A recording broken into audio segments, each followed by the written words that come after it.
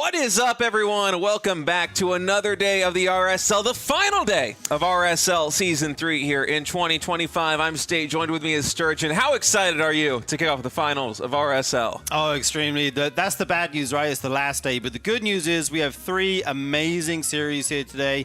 A best of 5, and then 2 best of 7s, followed up by a best of 3 reset if it's needed. I cannot wait, dude. Yeah, it's going to be a lot of games. The final players are standing. We're going to be kicking it off with Classic versus Shin. Maru and Hero waiting in the wings. Maru will face the winner of this first best of 5 series, and then Hero, the upper bracket champion, is waiting in the grand final for one final contender before he lifts the crown. It's going to be an exciting day. Who was your prediction, State, if you had to put your money on the line? To win the whole thing today? I mean, it has to be Hero. He's going into the grand final. He hasn't dropped a series yet here in the playoffs. That was a really fantastic best of 7 he played versus Maru yesterday. A 4-3 victory. He was down 3-1. And you could see him just downloading the way that Maru was playing and making adaptations over the course of the series, was finally able to solve this defensive TVP style that Maru's been showcasing here in RSL. He's now in the grand finals. He's going to have the upper bracket advantage, of course, being a double elimination. You got to lose 2 series. Yeah, it's tough. And what a series that was. Probably the best series of the whole season, I would say. Hero versus Maru. Definitely check that out if you haven't seen it. Also, Reina versus Shin, Game 5, nail biter. Really, really amazing Game 5 there. Recommend you check out that one as well. But yeah, lots of good StarCraft action here, and yeah, 4 amazing players. What more can you say? Yeah, it's going to be a lot of fun as Classic versus Shin will be the first best of 5 today. Maru will face the winner of this series, and for Classic, it's a little bit surprising to have him down here in the lower bracket, but he was knocked out in the first round of the winners by Raynor. A 3-2 defeat to Raynor had him have to fight through Zound, through Max Pax, and now through Shin to have a chance at three-peating here in the RSL Finals. And it's just going to be a great day, and we want to give a big shout-out to our official partner here for RSL Season 3, Archon Studio. They are making the StarCraft tabletop miniatures game. We've got a box right here. Pre-sales are going to go live later this year. And it's just so exciting to have more StarCraft merch like this, officially licensed StarCraft merch. We have the Zeratul right here in this studio, and it's a smart move by them to send it to a bunch of Protoss players here.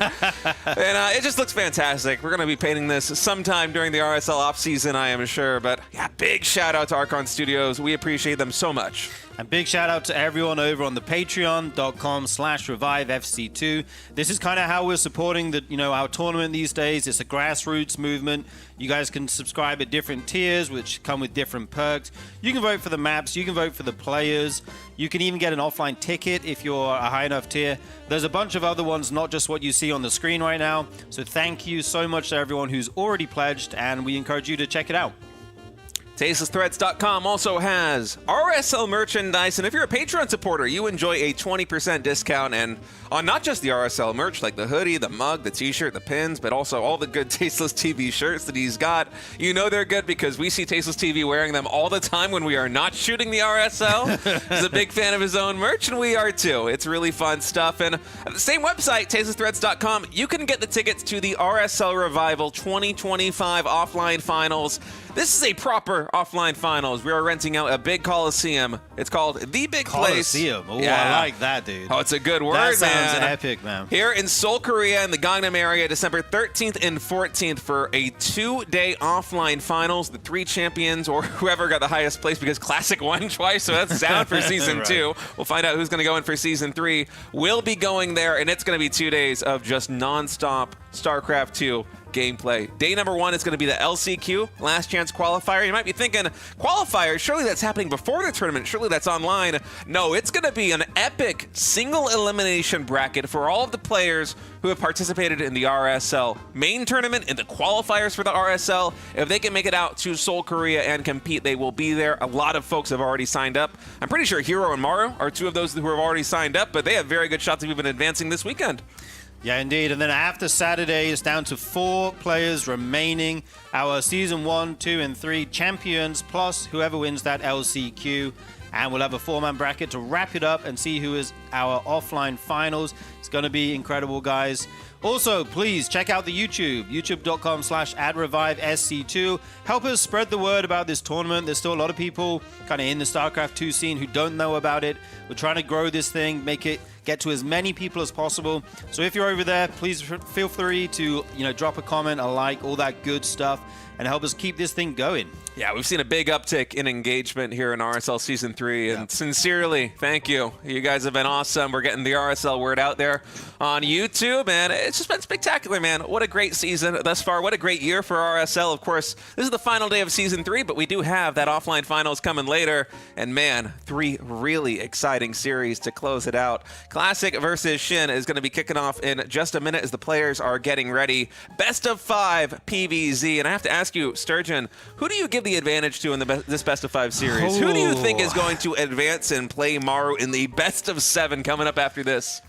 I think Shin's actually looking very strong in this matchup. I think he's playing what is strongest in the meta right now, which is a lot of Hydroling Bane timings. We saw him, we saw Reyna take out Classic before, so he has those VODs to look at to see kind of how to pick apart the defenses of Classic. I think it's going to be very close. I would not be surprised to see this game to go to game 4 or even 5, but I'm going to say Shin. How about you? I agree with you that Shin has been looking really good in the current iteration of StarCraft 2. Lair tech timings are very strong, and that's always been Shin's forte, but I'm going to tell you, if there's any player in the world with Protoss who's going to be hard to topple with a Lair tech timing attack, it's going to be Classic. This guy, he has always been versatile, but he's really reinvented himself in the past couple of years as the macro Protoss to be. And that doesn't mean he's incapable of doing a lot of other builds. He's got about as wide a range as anybody. But defensively, Classic has been so on point, especially in the RSL. Season 1 and Season 2 champion, largely carried by the defense in Season 3 right now. He's in the lower bracket, but he is looking for a chance to three-peat as we are already going into game number 1 of this best of 5. Shin spawning in the bottom left is the red Zerg. Classic, the blue Protoss in the top left. And yeah, just to quickly summarize that, I give it to Classic, man. I'm right there with you. I think this one's probably going to a game 4. It's probably going to a game number 5, but Classic's defense is just so strong. Yeah, I would be with you if it weren't for the kind of recent meta changes we've seen where Protoss is, well, especially Classic in particular, is moving away from the kind of Oracle, Stalker into Storm style that we've seen. And he's been playing a lot of charge builds, these kind of new builds that it looks like he's working on, trying to, forge his own way in the meta. And it looks strong. Don't get me wrong, it looks very strong. But I'm not sure if it's quite as good as he was on the last patch when Storm was the go-to. So I think this could go either way. We'll have to see. First map here is going to be Persephone. We have Shin as the red Zerg in the bottom left and Classic as the blue Protoss in the top left. And it's a good point that you make about Storm. We do have Max Pax, or I should say we did because he's now been eliminated, but we had Max Pax playing a lot of games in this tournament, and he seemed like one of the few Protoss players who wasn't really shying away from the fast Storm builds despite the changes to that ability. And Storm is still good, but it has been reimagined a little bit. It's undergone a redesign. It doesn't do damage quite as quickly, but the duration is longer. The size effect is larger, so there's a bigger AoE.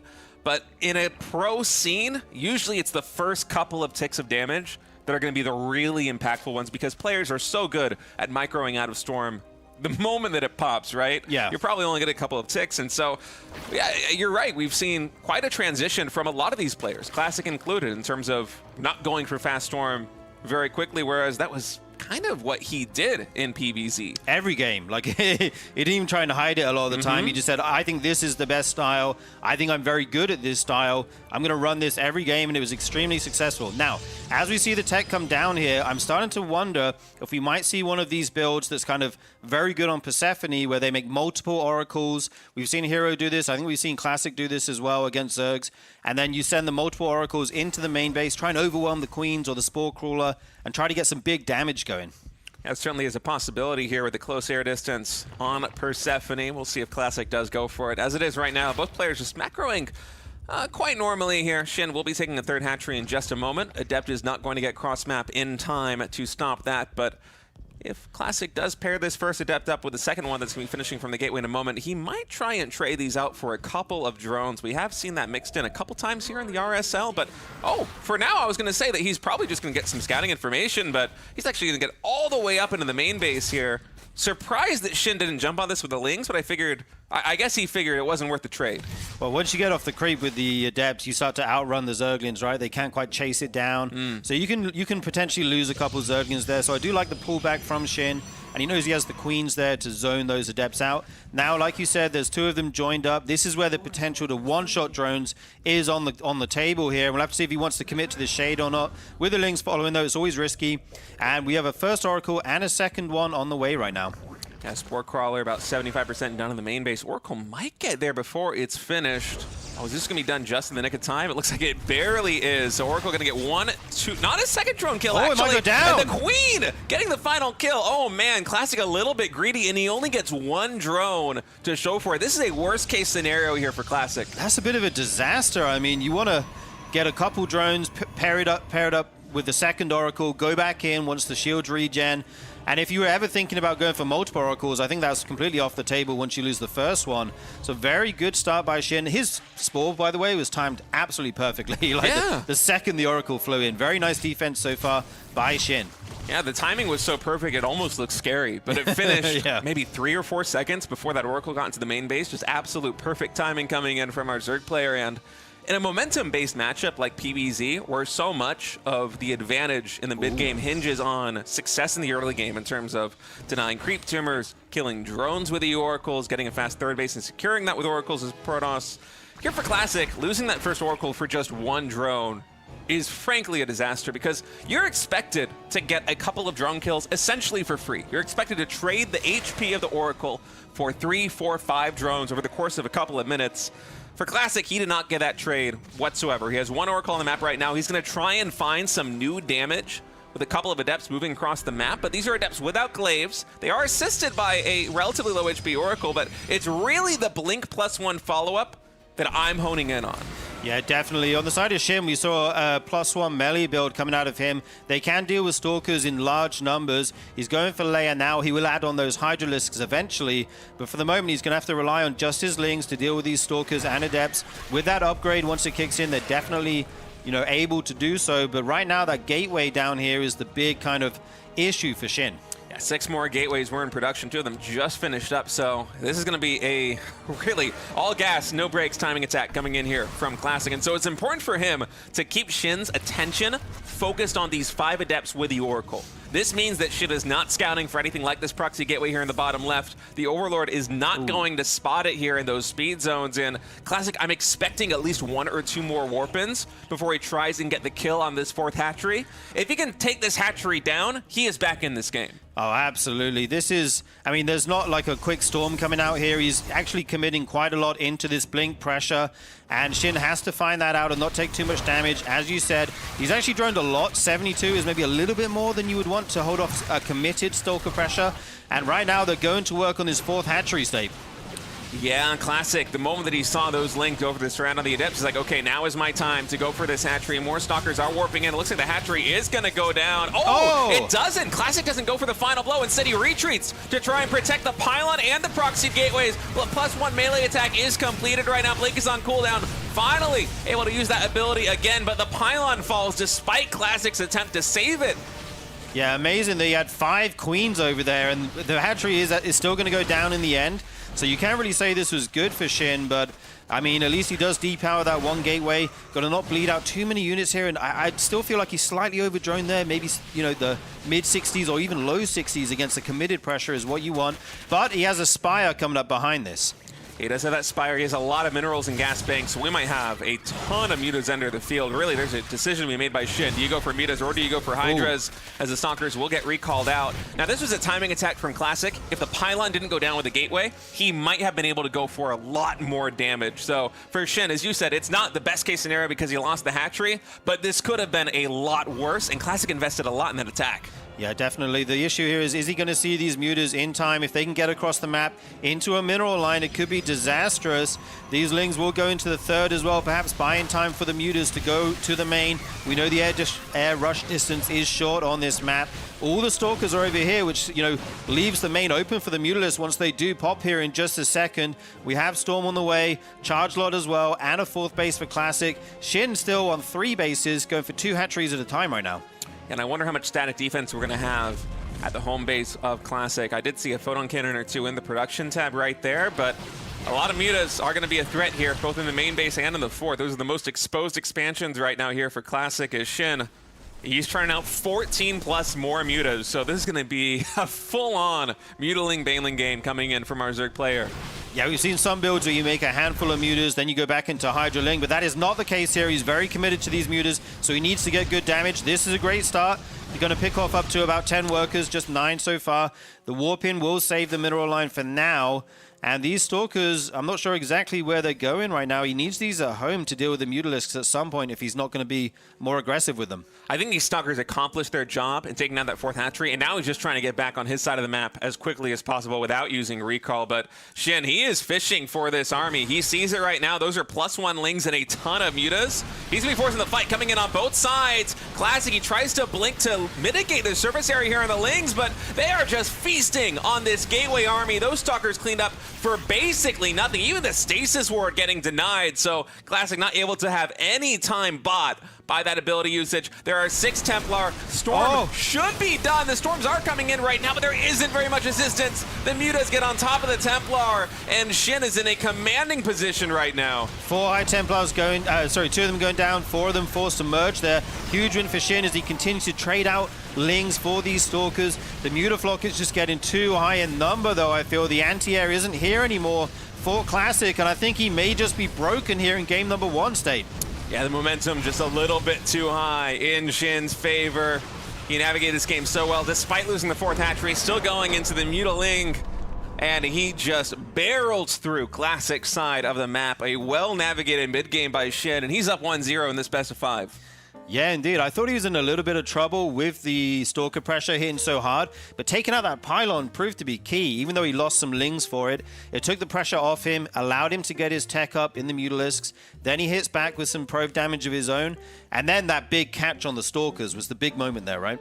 Yeah, Classic wasn't going for a 4th base very quickly. He got Blink and +1, but wasn't going for the other upgrades very quickly. There was no tech transition. A lot was committed in that timing attack, and even though he got the cancel on the 4th base, Shin can just take that again. It wasn't any substantial economic damage. He was able to get some counter jabs in there with the mutas, with the Zerglings. The trade was cost efficient. Yeah, very well played by Shin. And honestly, if he can keep having early and mid games like this versus Classic, he's going to have a very good time in this series, because one thing that it feels like Classic does better than basically anybody else is he typically finds good damage with the Oracles, with the early Adepts, and he doesn't lose very much for it. He almost always has an early advantage in PvZ, but that was not the case in game number 1. The first Oracle went down for literally 1 drone. Yeah, if we go back to that moment, that's kind of where it all began, right? You're looking for I mean, the Oracle tax is supposed to be a little bit higher than that. Wasn't able to get that damage. And I love the way Shin's playing with these layer-based timings and aggressive strategies, because Classic is probably the best Protoss in the world at late-game PvZ. Unless your name's Cyril, you do not want to go there with him. Like, you just don't want to do it. So I like that Shin is trying to end the game early before Classic gets up to his 4th and 5th and even more bases.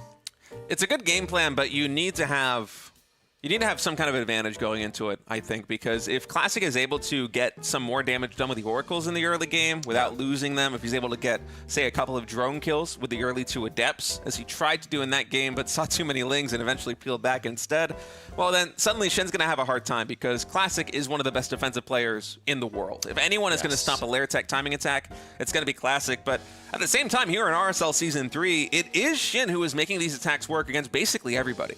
Yeah, I mean, he already has taken out a lot of Protosses on the way here, so would not be surprised to see him do so again. But don't count out Classic just yet.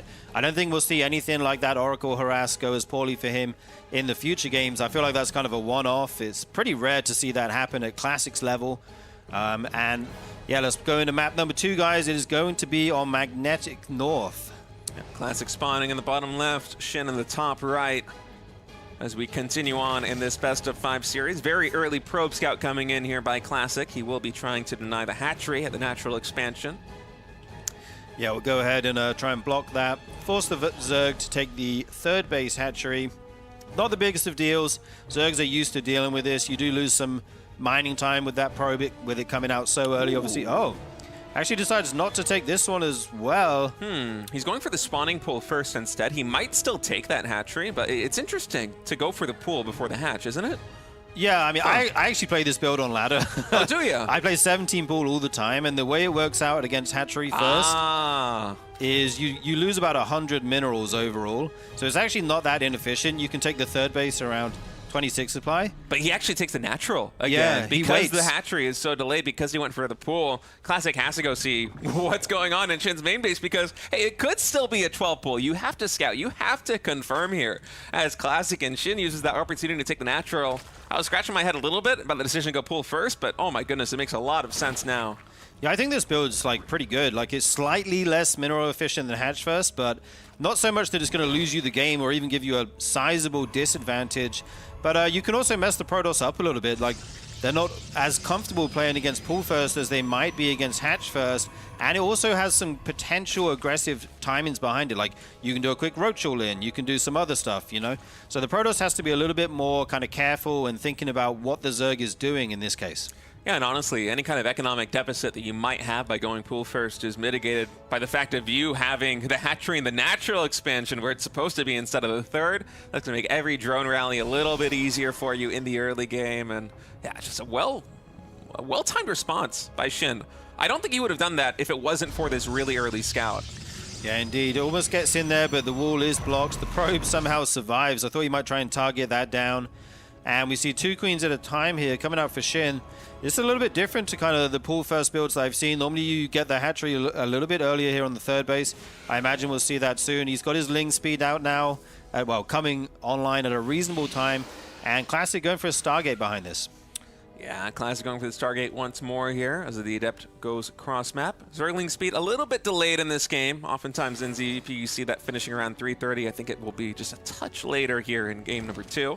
That means that Classic has some more time to scout here with these Adepts.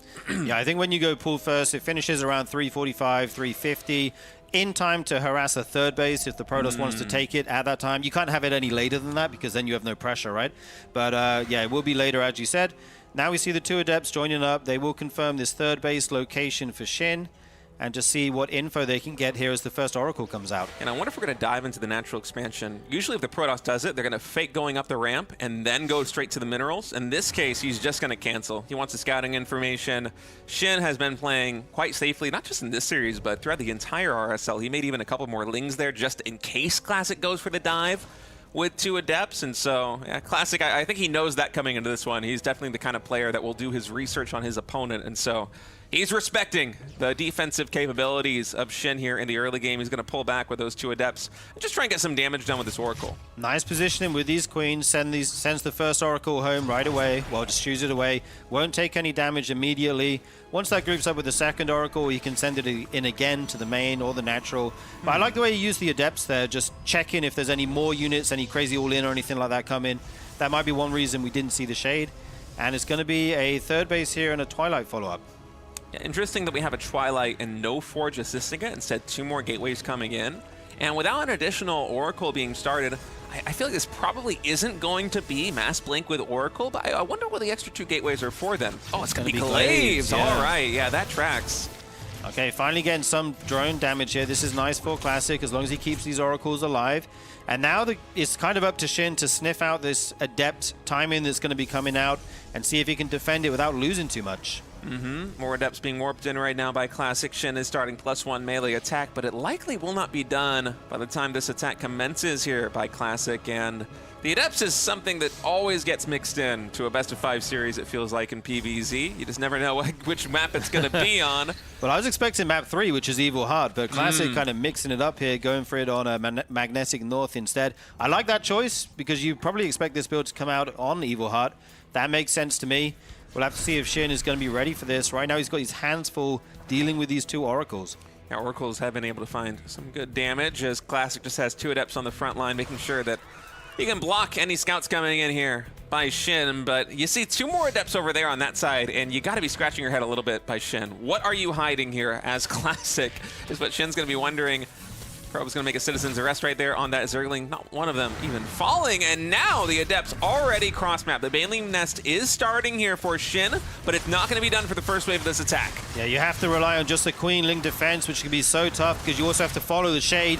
Classic gonna move in here, takes out 2 Queens uncontested. Stasis Ward's going down, set off by just 1 or 2 units. That's very nice by Shin. But the problem is he's gonna start to lose drones here.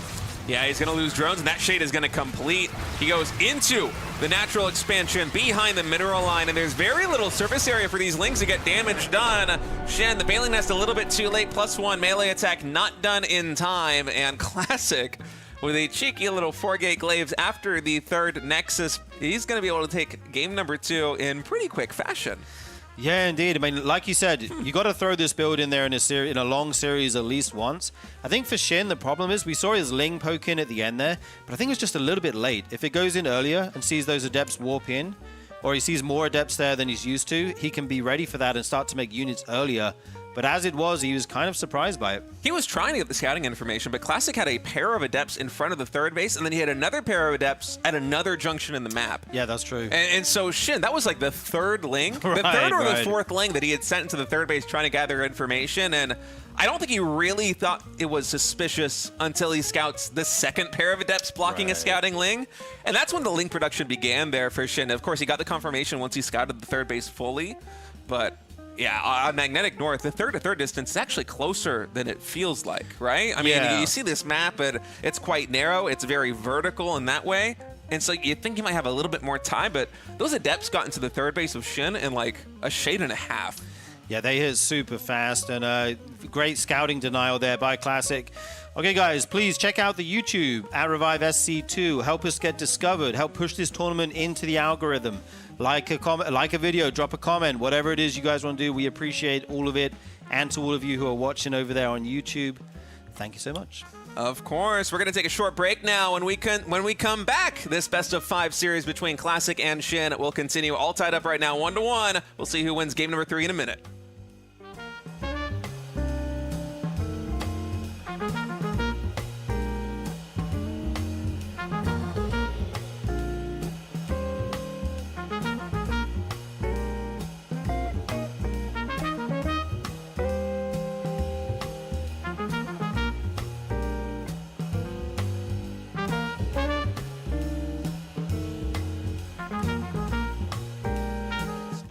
And is that a Warp Prism actually coming into the main base here of Cure? We have a couple of Templar here in this Warp Prism. Is Classic? Uh-oh, he's asleep at the wheel.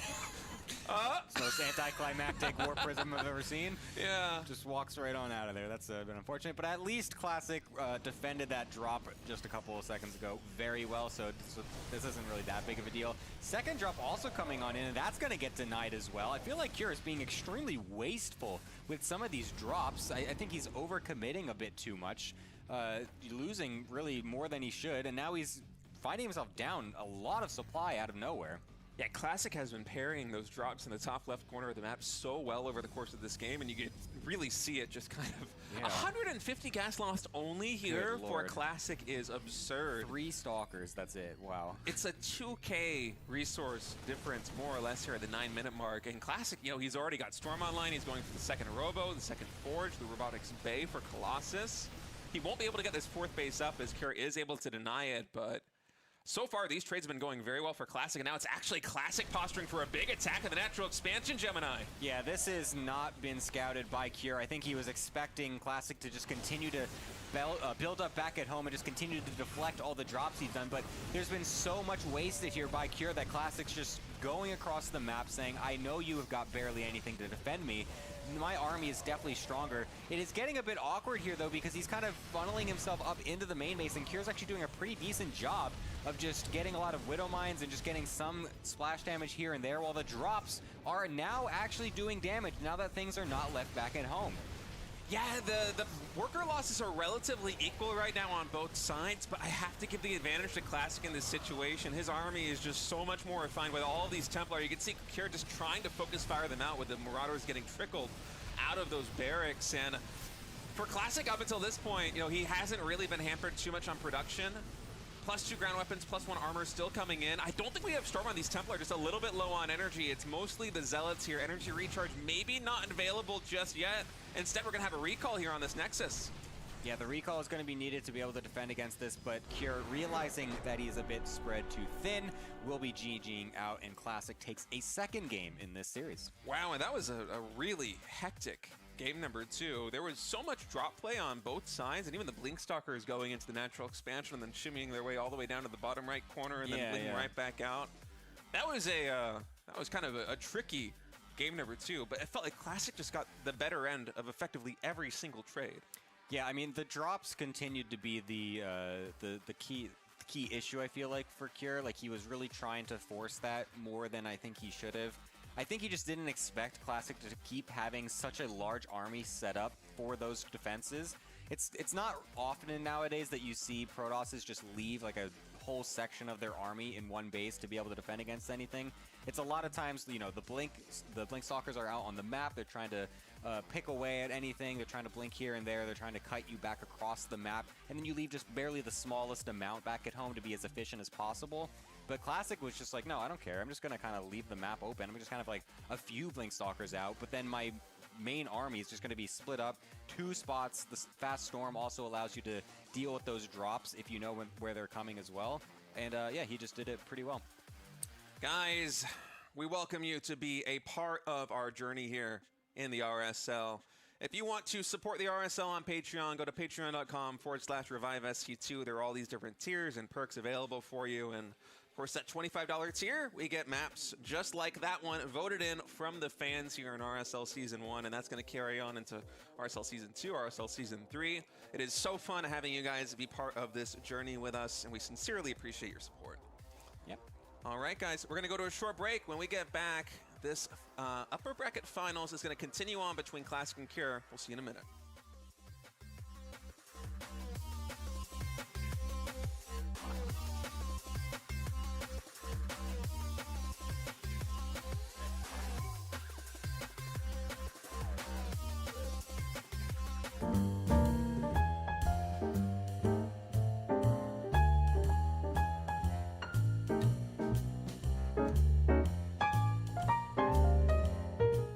Welcome back, everyone. We are getting ready to hop into game number 3 between Classic and Shin, all tied up 1-1. It's been a really fun series so far. We've had some fast games. And I don't think they're going to get any longer because the next map here is going to be Evil Heart. Oh, true. If you've got an aggressive build, this is the time to use it. You know, the shortest rush distance in the pool. So I'm expecting something aggressive from at least one of these guys, if not potentially both. Yeah, I'm definitely expecting something aggressive out of the both of them because Evil Heart, very short rush distance, very hard to expand. Even past 3 bases, the 4th base, it's very wide open and exposed. Not a lot of defenders' advantage besides the closer rally points. And I wonder what builds these players have prepared for us because Shin is one of the most aggressive ZVP players I think that we have currently in the RSL. And Classic, you never know what you're going to get with him. He is capable of absolutely anything. This Patreon supporter voted map has been so much fun from RSL Season 1 all the way through RSL Season 3. And we're going to hop into it now. The map is loaded in. Classic spawning in the top right. Shin down in the bottom left of Evil Heart. Yeah, we did see Reyna go for a cheeky pull first in a proxy hatch on this map in this matchup. So curious if Shin has any kinds of ideas of something crazy aggressive like that. We actually do see a drone moving out right now, so maybe he does. I mean, why else would you send the drone out if not to make a hatchery somewhere, right? Wait, is the top left base? There's no way that's a gold, right? Is he gonna... We never actually seen anyone expand. Oh, it is a gold. It is a gold. Oh. This map is so aggressive. We've never seen it always anybody ends take a corner before base. we see the corner bases taken. Wow.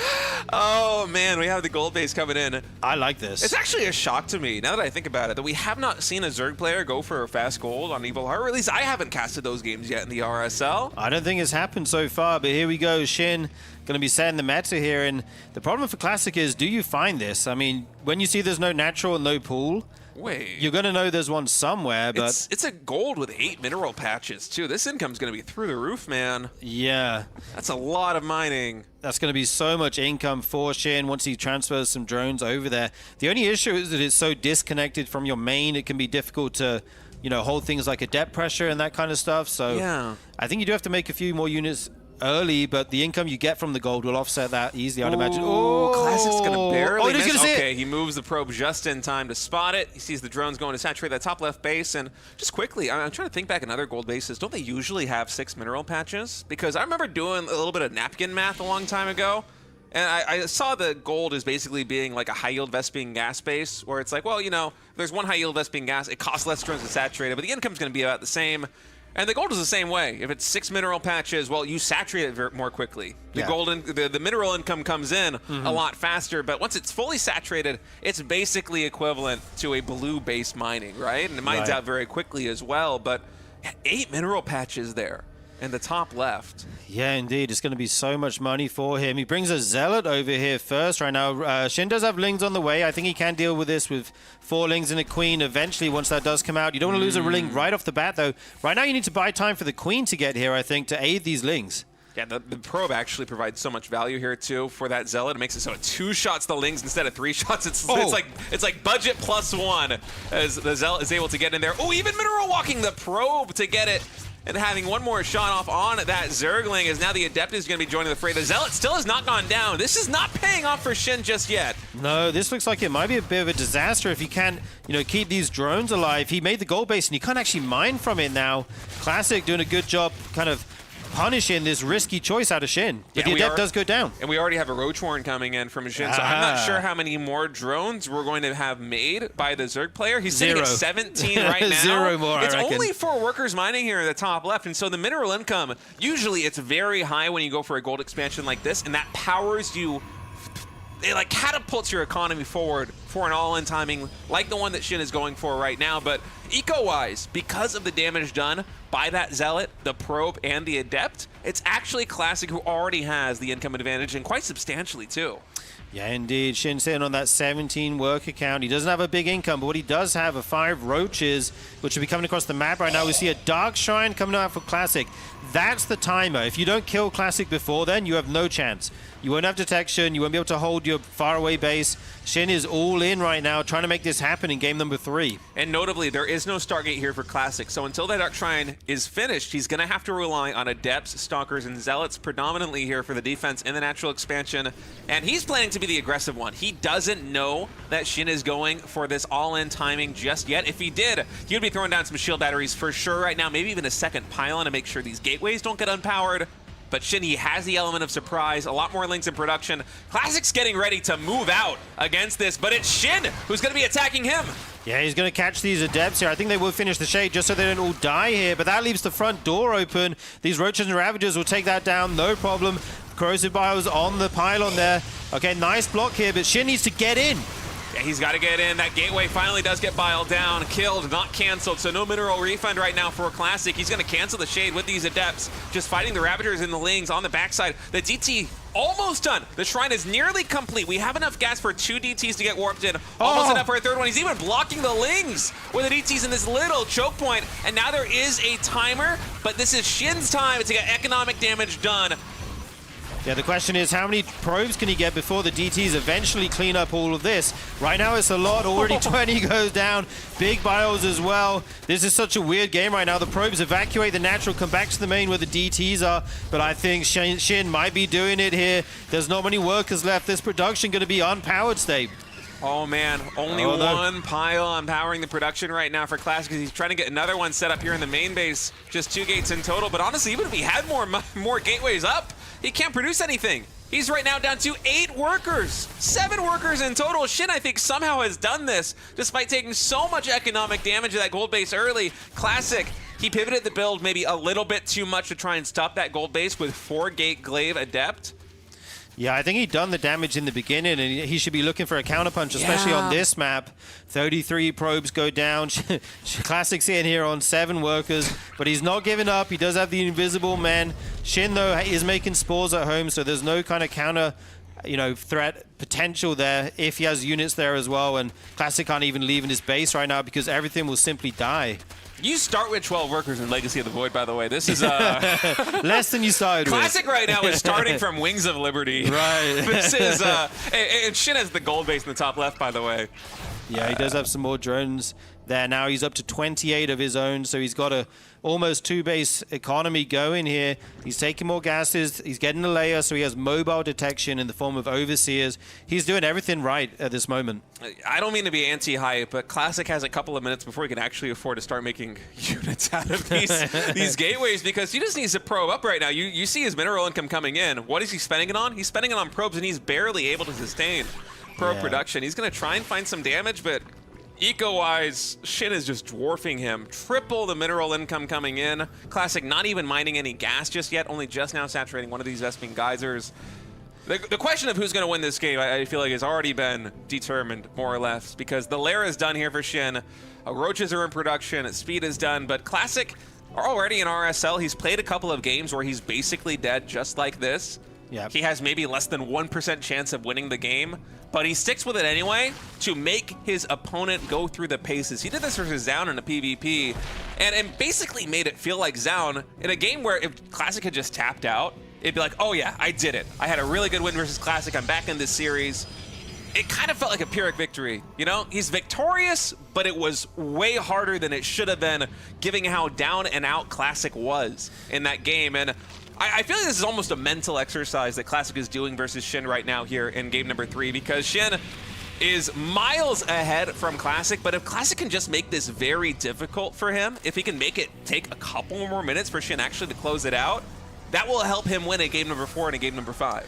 Yeah, he definitely makes his opponent work for it, tries to exhaust them as much as possible, but this is so much Roach Ravager right now. I mean, the Rhine's kind of on the wall here. The core will go down first. He's gonna, I don't even think he can come out and fight this right now. He'll just instantly lose all his expensive units if they move away from that shield battery. But what can you do? Shin has the much better economy and the better army. He's got his detection. He's, what do you say, dotted all his I's and crossed all his T's in this game.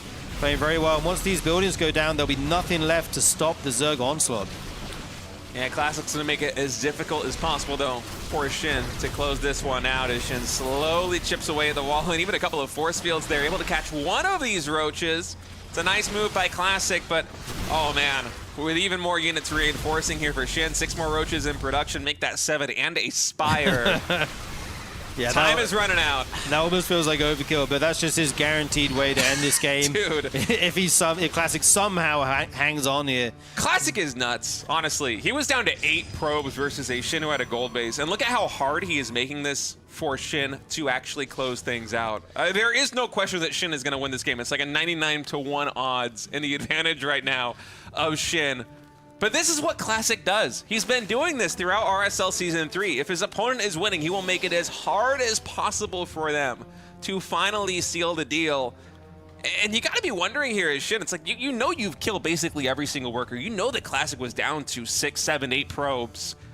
It's got to feel kind of bad to take another 5 or 6 minutes to actually close it out.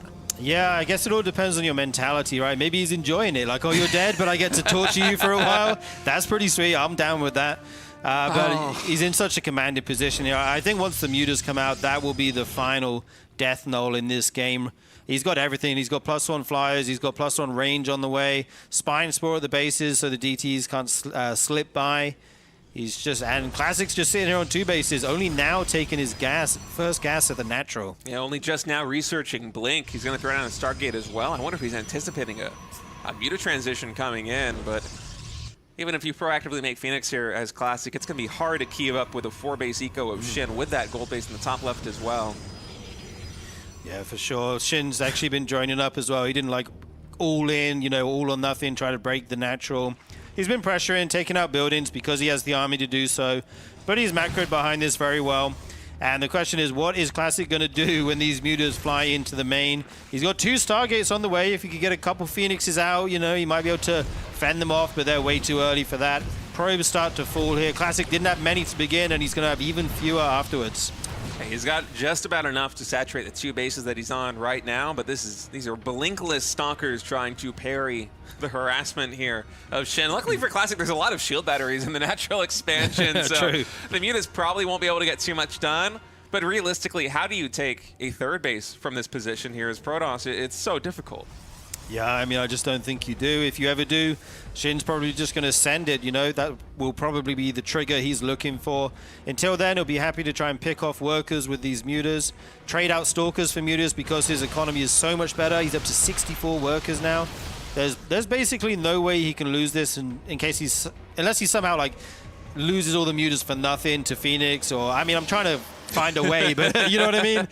Hey, you're like Doctor Strange. You're going through all the possible realities. Like, surely there's one Classic wins, one but future. I don't think that future is what we're living in right now. Classic, he is going to try and take the best fight he possibly can. These 3 Phoenix being microed with his 3 shield batteries as well, getting some pretty good damage on the mutas, but there's just so much Roach Ravager here on the ground for Shin. He's pushing through into the natural expansion. More probes are following. The Phoenix micro has been so on point, but just look at the supplies right now. 174 to 46.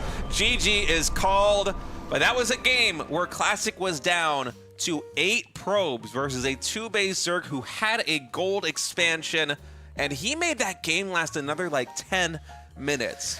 Yeah, I mean, he was dead the whole time, but like you were saying, for Shin, that can be draining, that can be exhausting. It's a mental game. Yeah, it does stress you out having to play for, like, why is this guy not leaving? Yeah, does he have something? I guarantee you that win feels a lot less confidence building than it would have had Classic just tapped out the moment that the probes go down to 8, you know? Right, so yeah. For Classic, he's playing the long game right now. I think he knew as well as anybody that you're probably not coming back from 8 probes, but you might as well try. So respect for him for doing that. But as it is, Shin, 1 map win away from knocking out the back-to-back RSL champion and facing Maru in the penultimate match. Yeah, indeed. I love the strategy he chose on that map there. You know, Evil Heart, such an aggressive map with a short rush distance.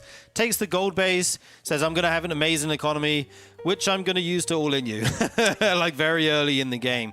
Good strategy choice. Obviously, a Roach all-in pairs up excellently against an Adept attack.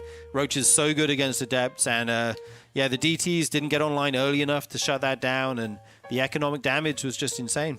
Yeah, not going for Stargate's really painful there for Classic. Yeah, but if you have like a Void Ray. Yeah, absolutely. But if Shin had just tried to go for a macro play, what Classic was doing was going to be spectacular. True. You know, you have 4 gates. I think it might have even been Glaveless Adepts. It's hard to tell with that timing on Evil Heart what the plan actually is going to be there from Classic. But in any case, Shin just able to catch Classic basically with his pants down. The Adepts leave the natural expansion right into the arms of a ton of waiting Lings and Roaches and Ravagers, and that is Shin going to a Game 3 victory, now up 2-1 in this best of 5. Can he close it out, or will Classic force another Game 5? We're going to have to find out. The map here will be Winter Madness. In the top left, we have Shin as the red Zerg, and in the bottom right, it's Classic as the blue Protoss. And this is the time for no more wild builds, you know what I mean? No more crazy timing attacks. I think this is where Classic goes back to his bread and butter, the macro builds. Not that he couldn't do like a 3-base Adept Pressure or something, but I don't think we'll see anything too crazy from him in this game. That's just my read, but you know, who knows? Maybe that's what Shin expects, so then you all in. I don't know. No, I agree with you just because the map is so good for a defensive Protoss setup on 3 bases. True. But Classic has been varying his gameplay a lot more in this patch than the previous one, just because it seems like he has a little bit less confidence in the Storm tech. Very quick up. Now, after there was the brief moment, I think it was a week or 2 before we had what was called a hotfix, but really was just an adjustment to the initial ballot patch coming in by Blizzard a couple of weeks ago, and during that window, Storm was absolutely ridiculous. The damage output was absolutely insane, and what we saw from Classic during that window was some of the most aggressive teching and expanding that I think we have ever seen in PvZ. And unfortunately, with such a small span, we didn't really get to see too much of it. But he was taking 4 or 5 bases by like 6 minutes, going straight into Carrier just on the back of static defense and Storm. He was really gearing up for a massive Storm-based playstyle. And now after we had Blizzard back it up a little bit with the Storm rebalancing, you see a lot more variance in the gameplay. We had him in PvZs versus Raynor earlier on in the tournament. You see him going for Charge Zealot play. Even here on Winter Madness, he went straight into, what was it, 3-base Charge before going for Predator Tech. He's played a little bit more out of the box than you would expect from Classic, who, even though he does have a wide range, for the longest time was just known as the GOAT PvZ defensive player. I mean, it was like basically 2 years running for him. Yeah, indeed. And I like that you mentioned that patch where Storm was super strong. That just happened to be when RSL was. Yeah. So he was doing that all the time to great success. Very strong in that style. This probe going to be annoying as possible. Even drop a pylon there. Just delay the third for as long as possible. And the Adept actually gets over. Oh, one hit away from taking out that drone. That would have been huge. Yeah, if the Adept was a little bit closer, could have even body blocked the hatchery going down. Love to see this play coming in from Classic. Unfortunately, Shin just a little bit too quick with the hatchery placement there on the third, as the Adept's just going to go right into the natural expansion. Good wall off by Shin to block it. And actually, the drones coming into fight. One of them is going to fall here to the Adept. Can he get a second one? No, the body block comes through. Oh, man. Shin only losing one drone. Yeah, very good defense by there. Somehow it still doesn't feel great for Shin to have to do all of that and, you know, almost get your third delayed and that kind of thing. But he does get a Ling here into the main base. That is a big plus for him. He will see the Stargate. He'll see the second unit. Potentially, okay, yeah, he'll see the second unit is going to be another Oracle. I guess he doesn't know the first one's an Oracle until this Overlord confirms it. But he'll see the follow-up as a second Oracle now. And that's some good information for him. His Spore Crawlers are on the way and should be up in time. Even checks the natural once more. If you get a probe, beautiful. No, yeah, this Adept needs to get fired. Classic! Okay, only one goes down. Adept's just chilling there in natural expansion. Almost 2 probes lost. Instead, it's only going to be 1 there for Classic as he is getting ready to take the third base a little bit later than you normally would expect. We're going for Twilight Cancel before third Nexus. And I wonder what that's going to mean here for Classic. Usually want to get the Nexus like 30 seconds faster or so here for Protoss, but tech first instead. Yeah, this kind of makes me think we might be looking at one of those charge builds we've been seeing. I mean, he is adding on 2 more gases right now. We do have the Forge on the way for +1. These Oracles just flying through all of these Queens. Still going to get 4 drones and get out, even a 5th one going down there. This is some good damage from Classic. That's a lot of damage coming in. It will still be Blink here by Classic, and I wonder if this will be a Blink timing attack just because it's going to be finishing a little bit faster than it normally would. Yeah, there's definitely going to be some aggressive potential here. We'll have to see if he follows up with a quick storm or if he tries to proxy a gateway on the map. Right now, 5 Adepts or even a 6th one there moving out. Going to force Shin to make some units that he doesn't necessarily want to make. Although right now he's droning hard. He does have a handful of Lings here. Maybe with the Queens that's enough. You might want a few more. These Adepts will start to shade into the natural. Now, if they can get a good position behind the mineral line, this is going to be tough to deal with. Yeah, a few more units going to be necessary hit for Shin. Even a stasis trap going down. Yeah, stasis trap going down. Almost caught those 3 Queens, but Shin was able to pull back in time. Unfortunately, did not have the energy to transfuse one of those Queens. And the Spore Crawler actually getting a kill right there on an Oracle. These Adepts are surrounded now here in the natural expansion, going up against the precipice to try and mitigate the splash damage. They are going to shade into the main base where there is nothing to defend. So a lot more drone damage going to be found. Meanwhile, Classic adding in a couple more gateways, but also a second Stargate and a fleet beacon. Wow, okay, so it's going to be Stalkers, probably just the minimum amount necessary to hold that third, and then straight into these capital ships here from Classic. We have seen this before. I think he did this, was it against Shin earlier on? It might have been. I think it was against Shin, and Shin lost that game with the Hydraling Bane timing, right? Something like that. But yeah, I like what Classic is going for here. If Shin doesn't identify that early on and he attacks with, you know, Hydraling Bane without an Overseer, for example, I think that's what happened in the one game I'm thinking of. You can suddenly be caught unaware, but we actually see the Hydroden and the Infestation Pit, so probably looking to play Lurkers here in a later game. And this is a playstyle that we also saw Zound showcase a little bit here, where you just skip Storm entirely, you go for a faster Mothership, and you go for faster carriers instead of getting that splash damage, because it's more about just having an army on the field that can do battle consistently, as opposed to having to rely on the Storm as a zoning tool in the early game. Yeah, indeed. First 2 carriers on the way. This Overseer comes in at a good time, sees them whilst they're in production. Very good scout there by Shin.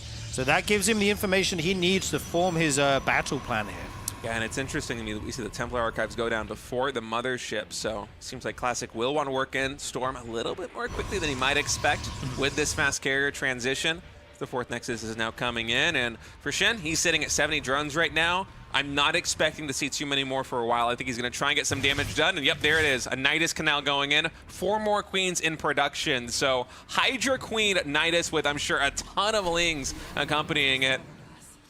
Yeah, indeed. And he's going to try and hit at this point before the carrier number gets out of control, right? Once the Protoss gets up to 6 or even more, it can be really hard to engage. Shin was making an infestation pit earlier, and he canceled it, and he's starting it again. I think he's trying to trick Classic into thinking that he's going for something else. You know, there's a chance that maybe with Revelation, he's going to be able to scout.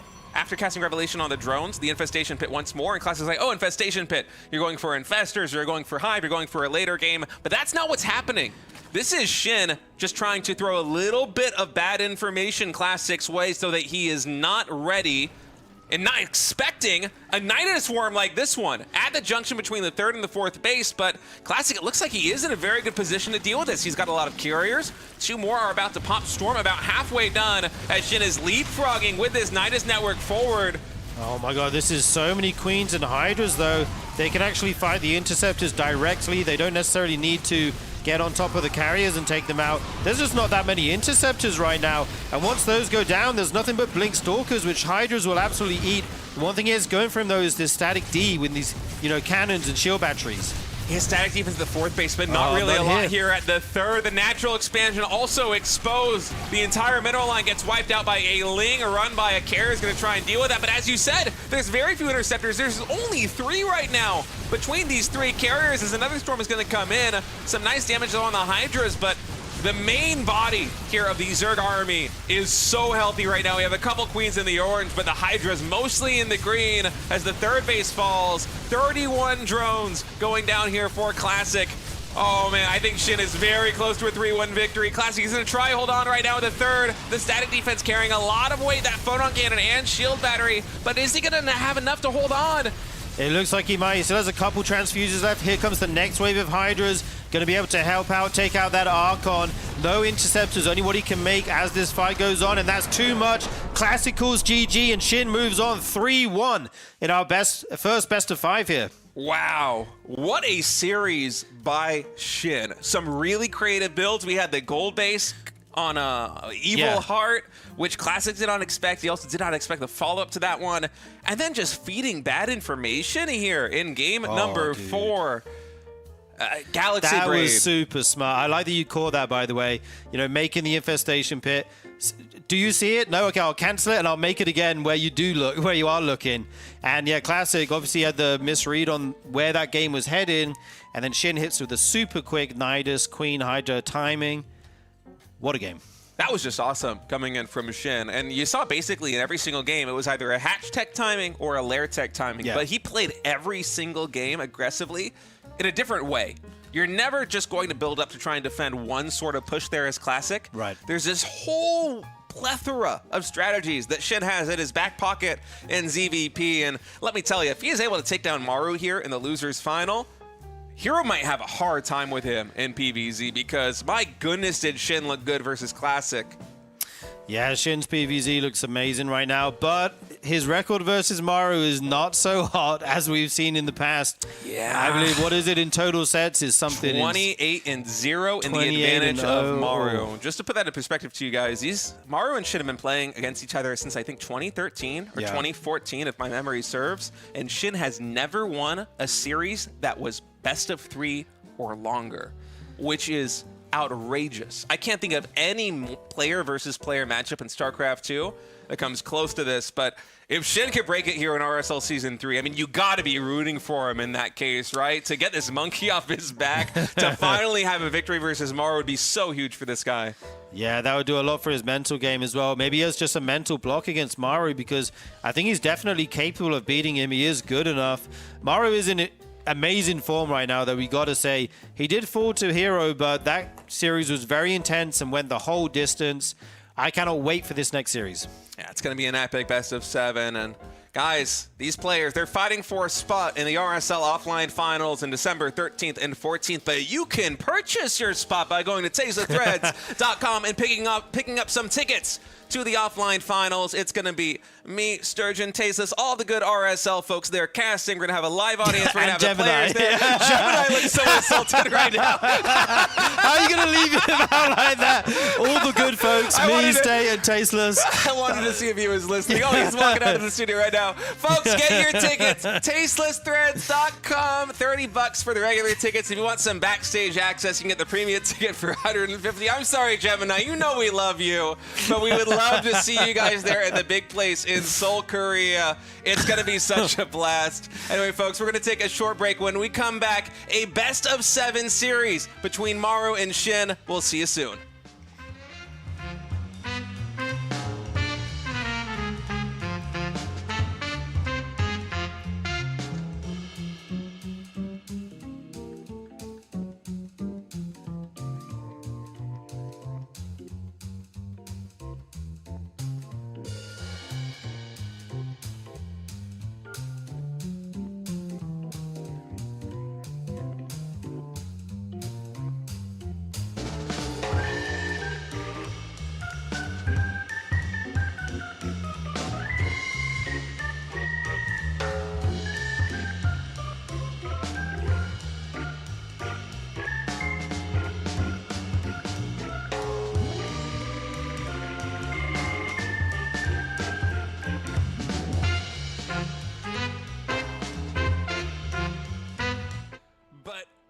Classic is getting as compensation for that is he's not spending as much money on probes. He's not really getting that Nexus as quickly. Instead, he's getting Storm out so fast and 5 additional gateways coming in.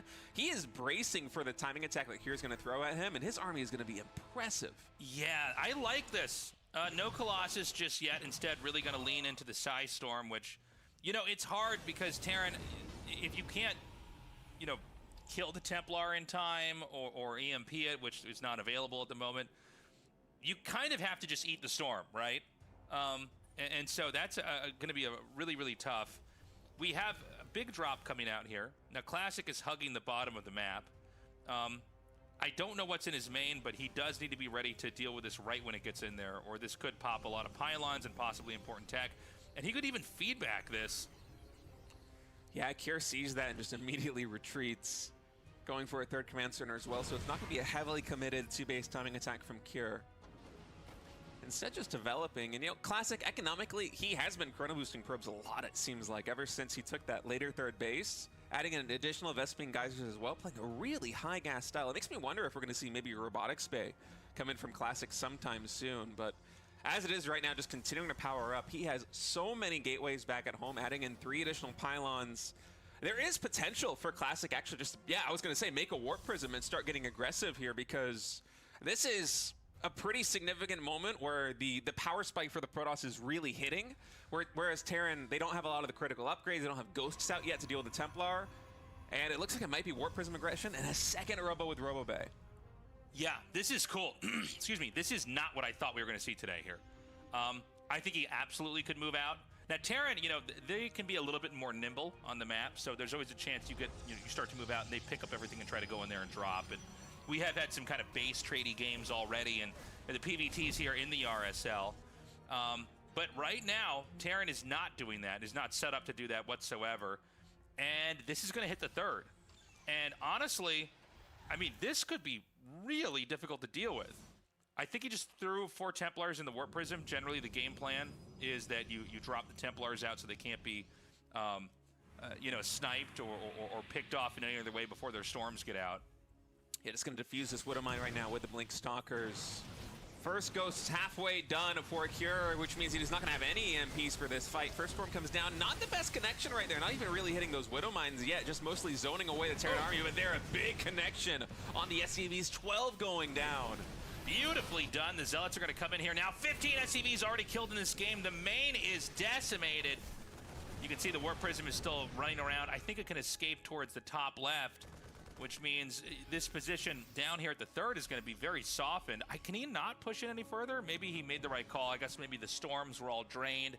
Better to go back and regroup and gear up for another attack, especially with 2 Colossi in the mail here. Thermal Lance being upgraded as well. Yeah, I think the objective was basically accomplished there by Classic. You put pressure on the third base, you secure 1 Storm there in that mineral line, and then a Zealot drop in the main combines for, what, like 15 SCVs go down in total?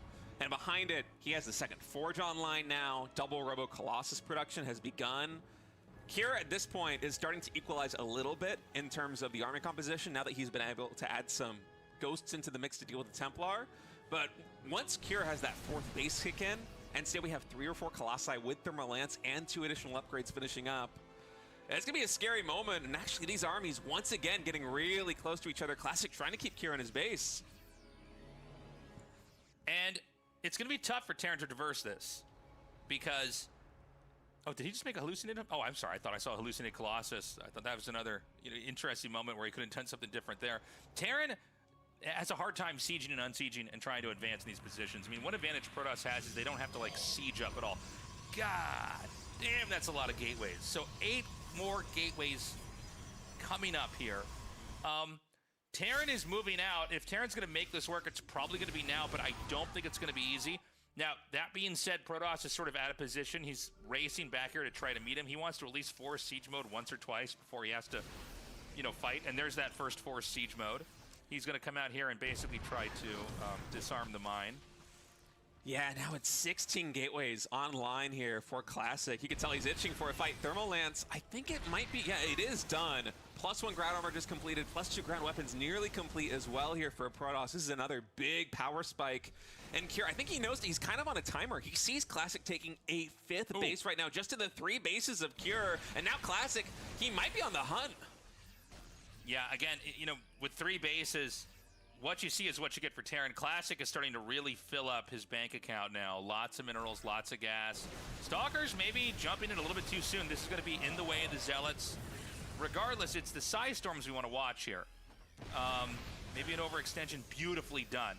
You can see Kira tries to go for the dive, and that immediately causes a pullback here.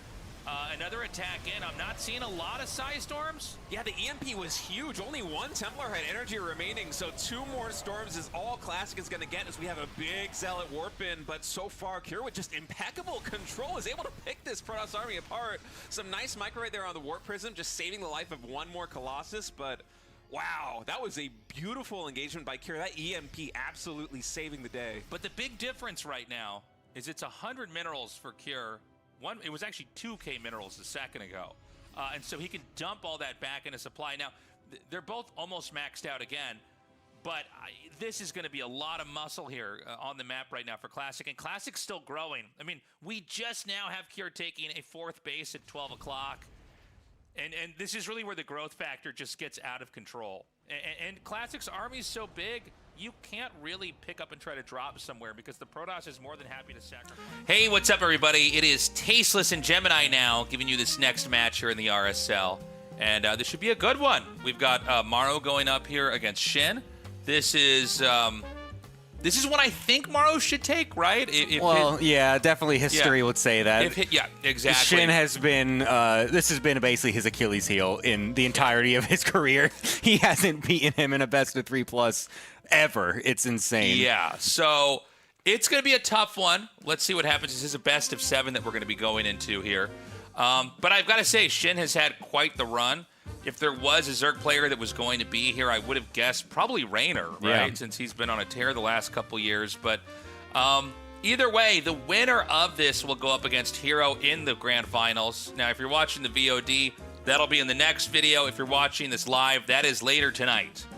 We're putting these 2 days together. Yep, it's going to be 2 great series back-to-back, and then, of course, whoever comes from that lower bracket, if they win that best-of-7, then it's a best-of-3 reset as well, which will be really cool if we can get that whole series going. But first, it's going to be Maru versus Shin coming up, starting off on Mothership as well, and then right into Evil Heart, a fairly interesting set of maps here to start us off. I think I have the same air conditioner in my stream room as Maru. You do, I think, yes. I think that's the same air conditioner. Yeah, it's literally the same Now, here's the one. thing. I can't stutter step micro like him, so that doesn't make any sense, but it looks like it's the same air conditioner. Okay, it's cool. So he's got the air conditioner, but do you have the bookshelf full of, 50 different trophies behind you? That's the question. I have a bookshelf, and there are no trophies. Oh, right I think now. we found the determining factor. All right, well, I got to go to the trophy shop and buy some right away. That's how I'm going to be as good as Maru. Guys, this best-of-7 is starting now. Maru versus Shin. Again, the winner goes up against Hero here in the Grand Finals of the RSL. Maru here in the top left and Shin in the top right.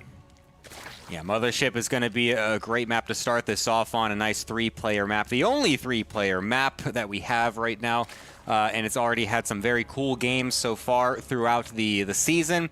It's been very fun to see this kind of map come back into the rotation after years and years of just only 2-player maps being in the pro player pool. So yeah, I want to see exactly what they're got planned for this map. There's been some very greedy builds that we've been seeing sometimes with, you know, CC or Nexus first builds and stuff like that. So lots of interesting options. Yeah, this is going to be a fun one. Now, I'm curious what kind of Maru we're going to see today. You know, he's been at times super cheesy versus Zerg, but he's also kind of the king of the exhaust play that we've seen a lot of. He seems to be not just, by the way, doing it versus Zerg. He did it versus Protoss just the other day. But yeah, I want to see, you know, exactly what he wants to bring here, because we've had a couple patches. I think the biggest takeaway, not takeaway, but the biggest reaction the patch got was mostly about Storm, but there were other alterations to the other races. I don't think it's been as much in the discussion, but yeah, let's see what TVZ looks like, because I think to this day, Maru is still kind of the leader in thought for TVZ. Yeah, I think the biggest change that everyone kind of expected to be a bit more dominant than what we've really seen so far is the Microbial Shroud change, making it basically like a pseudo Dark Swarm ability where it limits 50% of all range damage, and it's not really found a place overall. It seemed like maybe at first when the patch hit it, there might be some kind of interesting Infestor Ultra Ling styles that were benefiting from it, but nothing really caught too much compared to some of the other styles, so that's something that maybe we'll see in this series. Shin might be trying to reach into the bag of tricks. He might be bringing out some Mutaling Bane, because Mutas have become a little bit more popular again as well since the patch. So a lot more interesting things can definitely still arise because of the interesting changes. Yeah, we've got the first Reaper out here, going to chip away at these Lings. Probably won't be too much happening here as the Queen's about to hatch out. And really impeccable control here by Shin. I mean, he's not going to lose a single thing. And the Reaper actually ends up getting cornered. Looks like it bounced off that little circular thing and was killed off. So Maru, meanwhile, has actually thrown down 2 command centers and is powering up. Yeah, he's going to be going for that fast 3rd CC into 2 extra barracks as well, so a full 3 racks follow-up to the 3 CC. Going to be powering up as many units as possible. Whereas, I mean, Shin is going to be playing it pretty standard so far, it looks like, although he hasn't gotten a 3rd base just yet. We'll see if he wants to, of course, eventually get that, because that's pretty much a staple. But no, it looks like he's going straight into a fast lair with some extra gas being mined as well. So this could be something very interesting. We could be seeing some Ling Nidus play. We could be seeing some of that 2-base Muta that could be coming out, getting an extra gas as well. So both players going a bit polar opposites in terms of their build choices. Yeah, the Muta play would be exciting to see here. For now, it's going to be a quiet game. There's not going to be a lot that's going to go down here because the development is picking up here for Maru. So it doesn't make sense for him to attack or move out or really do anything. And, you know, I guess that, you know, one of the questions would be how soon can he actually land that 3rd command center?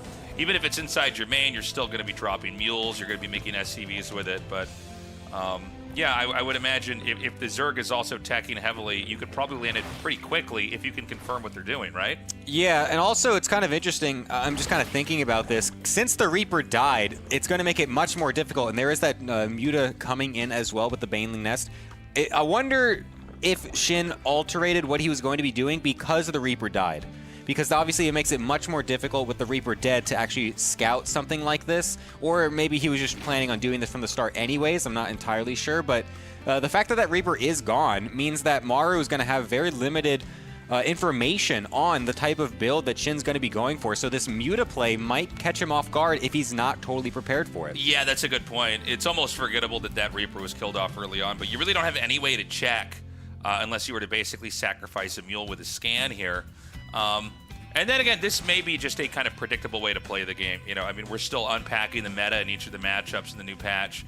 We've got a slow amount of Marines moving out here, and is that a mistake? How did he end up getting those split? You got to be really careful when you move out without medevacs. Yeah, because some of the maps, they just the paths just force your units to split every now and then. It's kind of annoying. Yeah, that's a bit painful. The reason why I was bringing it up is, like, you know, if you could... oh, hold on a second. Is he going to actually commit here? I kind of thought he was going to go halfway across the map and then run back, kind of forcing out Lings. But instead, he's going to scan. He's going to kill that Overlord off. But I think there's no way for these Marines to get back home. So now that he's this far out, he has to do damage with it. And I don't see how that's going to work with Lings and Banelings out here. Yeah, this is a lot from Shin, already prepared. I don't know if Maru was fully expecting this many units. He's going to get all of his Marines surrounded by the Lings. Banelings getting the connections as well. Every single Marine dying for basically just a few Banelings is not really a trade you're looking for as Maru. He killed a couple Creep Doomers and an Overlord, and then killed some Zerglings. Like that, I can't quite say that that is the best trade, especially when you're going against someone that's about to have mutas coming across the map with little anti-air to defend. That was so bad. I mean, that's just crazy how poorly that went. Now that Lings are going to come in here again. And, I mean, now Shin's going to win this fight because things are just beginning to snowball here. Did the game just end? I mean, I feel like Maru about to die? We're close to that possibly happening. I mean, you know that there's plenty more mutas and Lings that can go up here and hit this now. The third CC has to lift off. This may be one of the most catastrophic games of the RSL. And, like, I think a pretty questionable move here by Maru. That blew up in his face. He did a blind, medevac-less combat shield Marine push, only to lose them to Lings. There's already been 18 SCVs killed off here. I think he can actually break this open if he just maybe split the damage a little bit more. It looks like that will be the saving grace, is the repair on the depot. I can't believe this game looks the way it does right now. Yeah, this is going to be a bit of a mountain for Maru to try to climb to get back into this game. Shin is probably going to just continue on with the tempo aggression as well. He's still making more mutas, more Lings. He's only sitting here at 66 drones. He doesn't need an insane amount at this point, as he's just kind of taking the fourth base slowly and then getting into the more aggressive options with these mutas, since that is the style that he has opted into.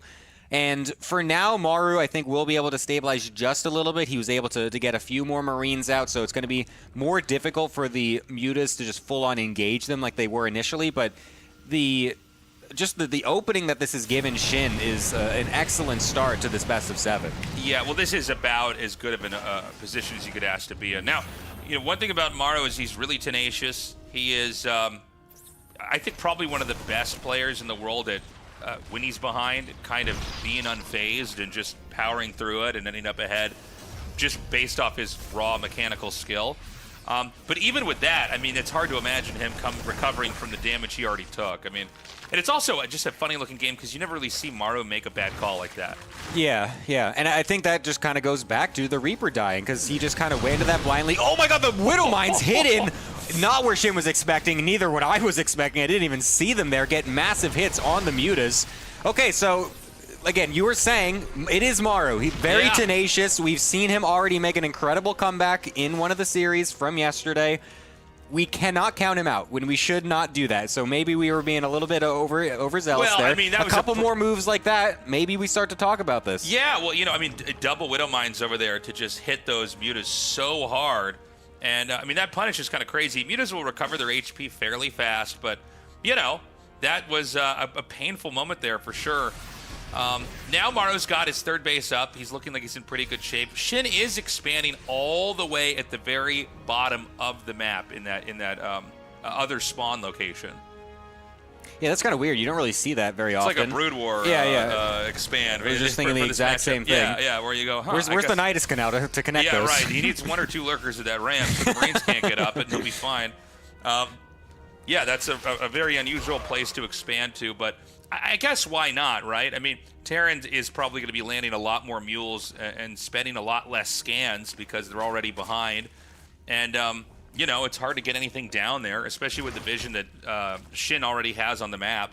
And also, it's such a big map too. Like you don't play on 3-player maps very often these days, so it's just something that maybe the opponent's going to overlook. You just don't really think they're going to do it because why would they? And Shin is going to take that gamble and potentially get a nice economic lead from that with a base that won't be scouted for a long time. And it doesn't seem like Maru's going to be going for it. Instead, just going to be trying to poke away at these mutas wherever they do pop their heads, and then eventually find a spot where he can push across the map. Since he has accrued a fairly large army, Shin isn't going to let that go unpunished, though, as he's going to try to send some Lings into the counterattack as well to keep Maru pinned back for as long as possible, so that way he can always regain his forces and get more on the actual engage. So Maru's about to max out. Shin already has.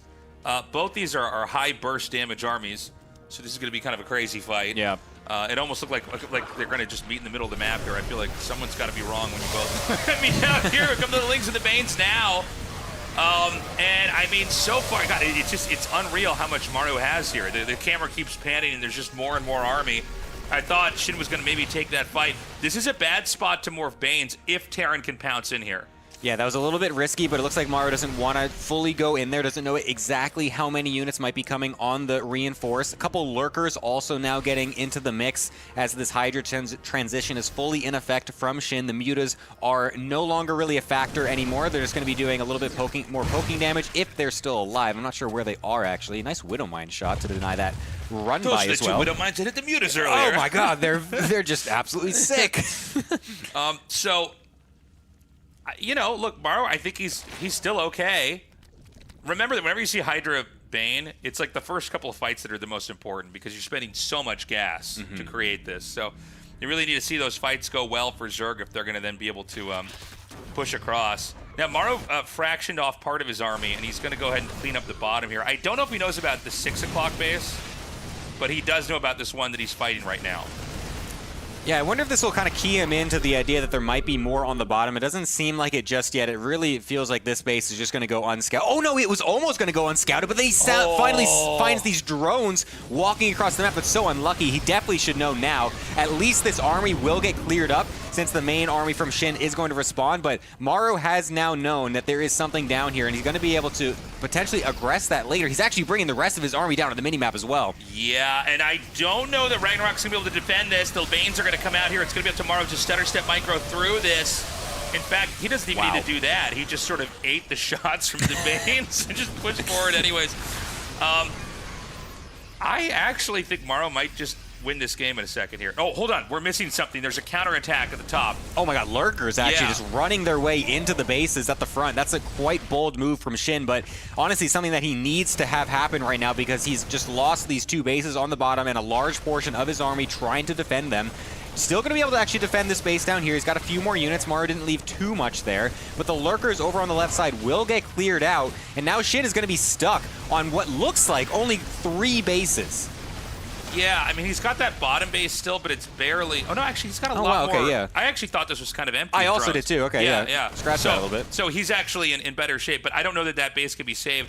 You know, one thing about Terran is they can kind of be forced to lift off a couple times, that it's way less bad than it is if, like, a hatchery's exploded. So, yeah, let's see what happens. I mean, the Link counterattacks are looking good. This is actually, not a planetary over here, so this is going to be something that, especially if Terran's going to be on the map, it's harder to defend.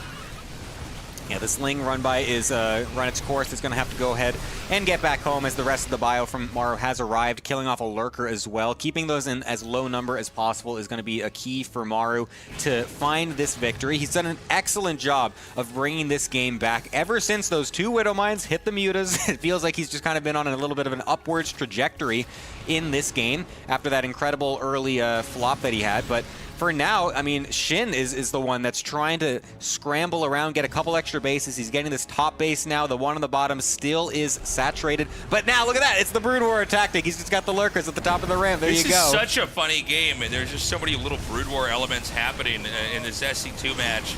Now, he does really great splitting here. He needs to scan again. Okay, or you can just kill the hatchery, however you want to do it, man. So he gets that, he gets out. He actually didn't lose anywhere near as much as I thought he would. And the problem is like, for Shin, he's basically even on expansions now. He's just now going to transfer drones to this fresh base. And that's a little too close for this matchup. So we'll see what he can do to recover. You can see all those drones at the bottom are not mining, and they're not going to be sent anywhere else because the map isn't safe. Map control definitely going to Maru here. And with the even supplies, I think that there's going to be room for Maru to probably try to close the game up. But we'll see. We'll see if he overextends or takes a bad fight. Yeah, he's going to be able to kill off this frontal base as well. A couple random Lurkers still getting picked off here and there.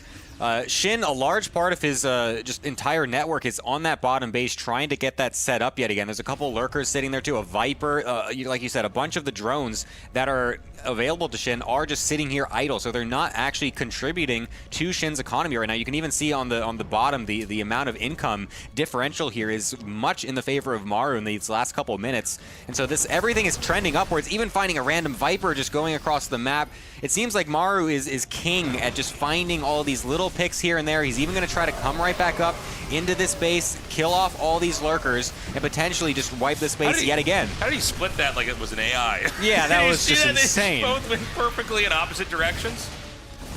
You're not supposed to be able to get up a ramp that easily versus that many lurkers. That's Maru, man. The whole idea is it's like, no, there's so many different angles all hitting one spot. But anyways, he does it. And I honestly feel like that base at the bottom was probably one of the only things that Zerg had going for him. Yep. Now the other bases are very strikeable here for Maru, who is now, by the way, taking another base here in the center left.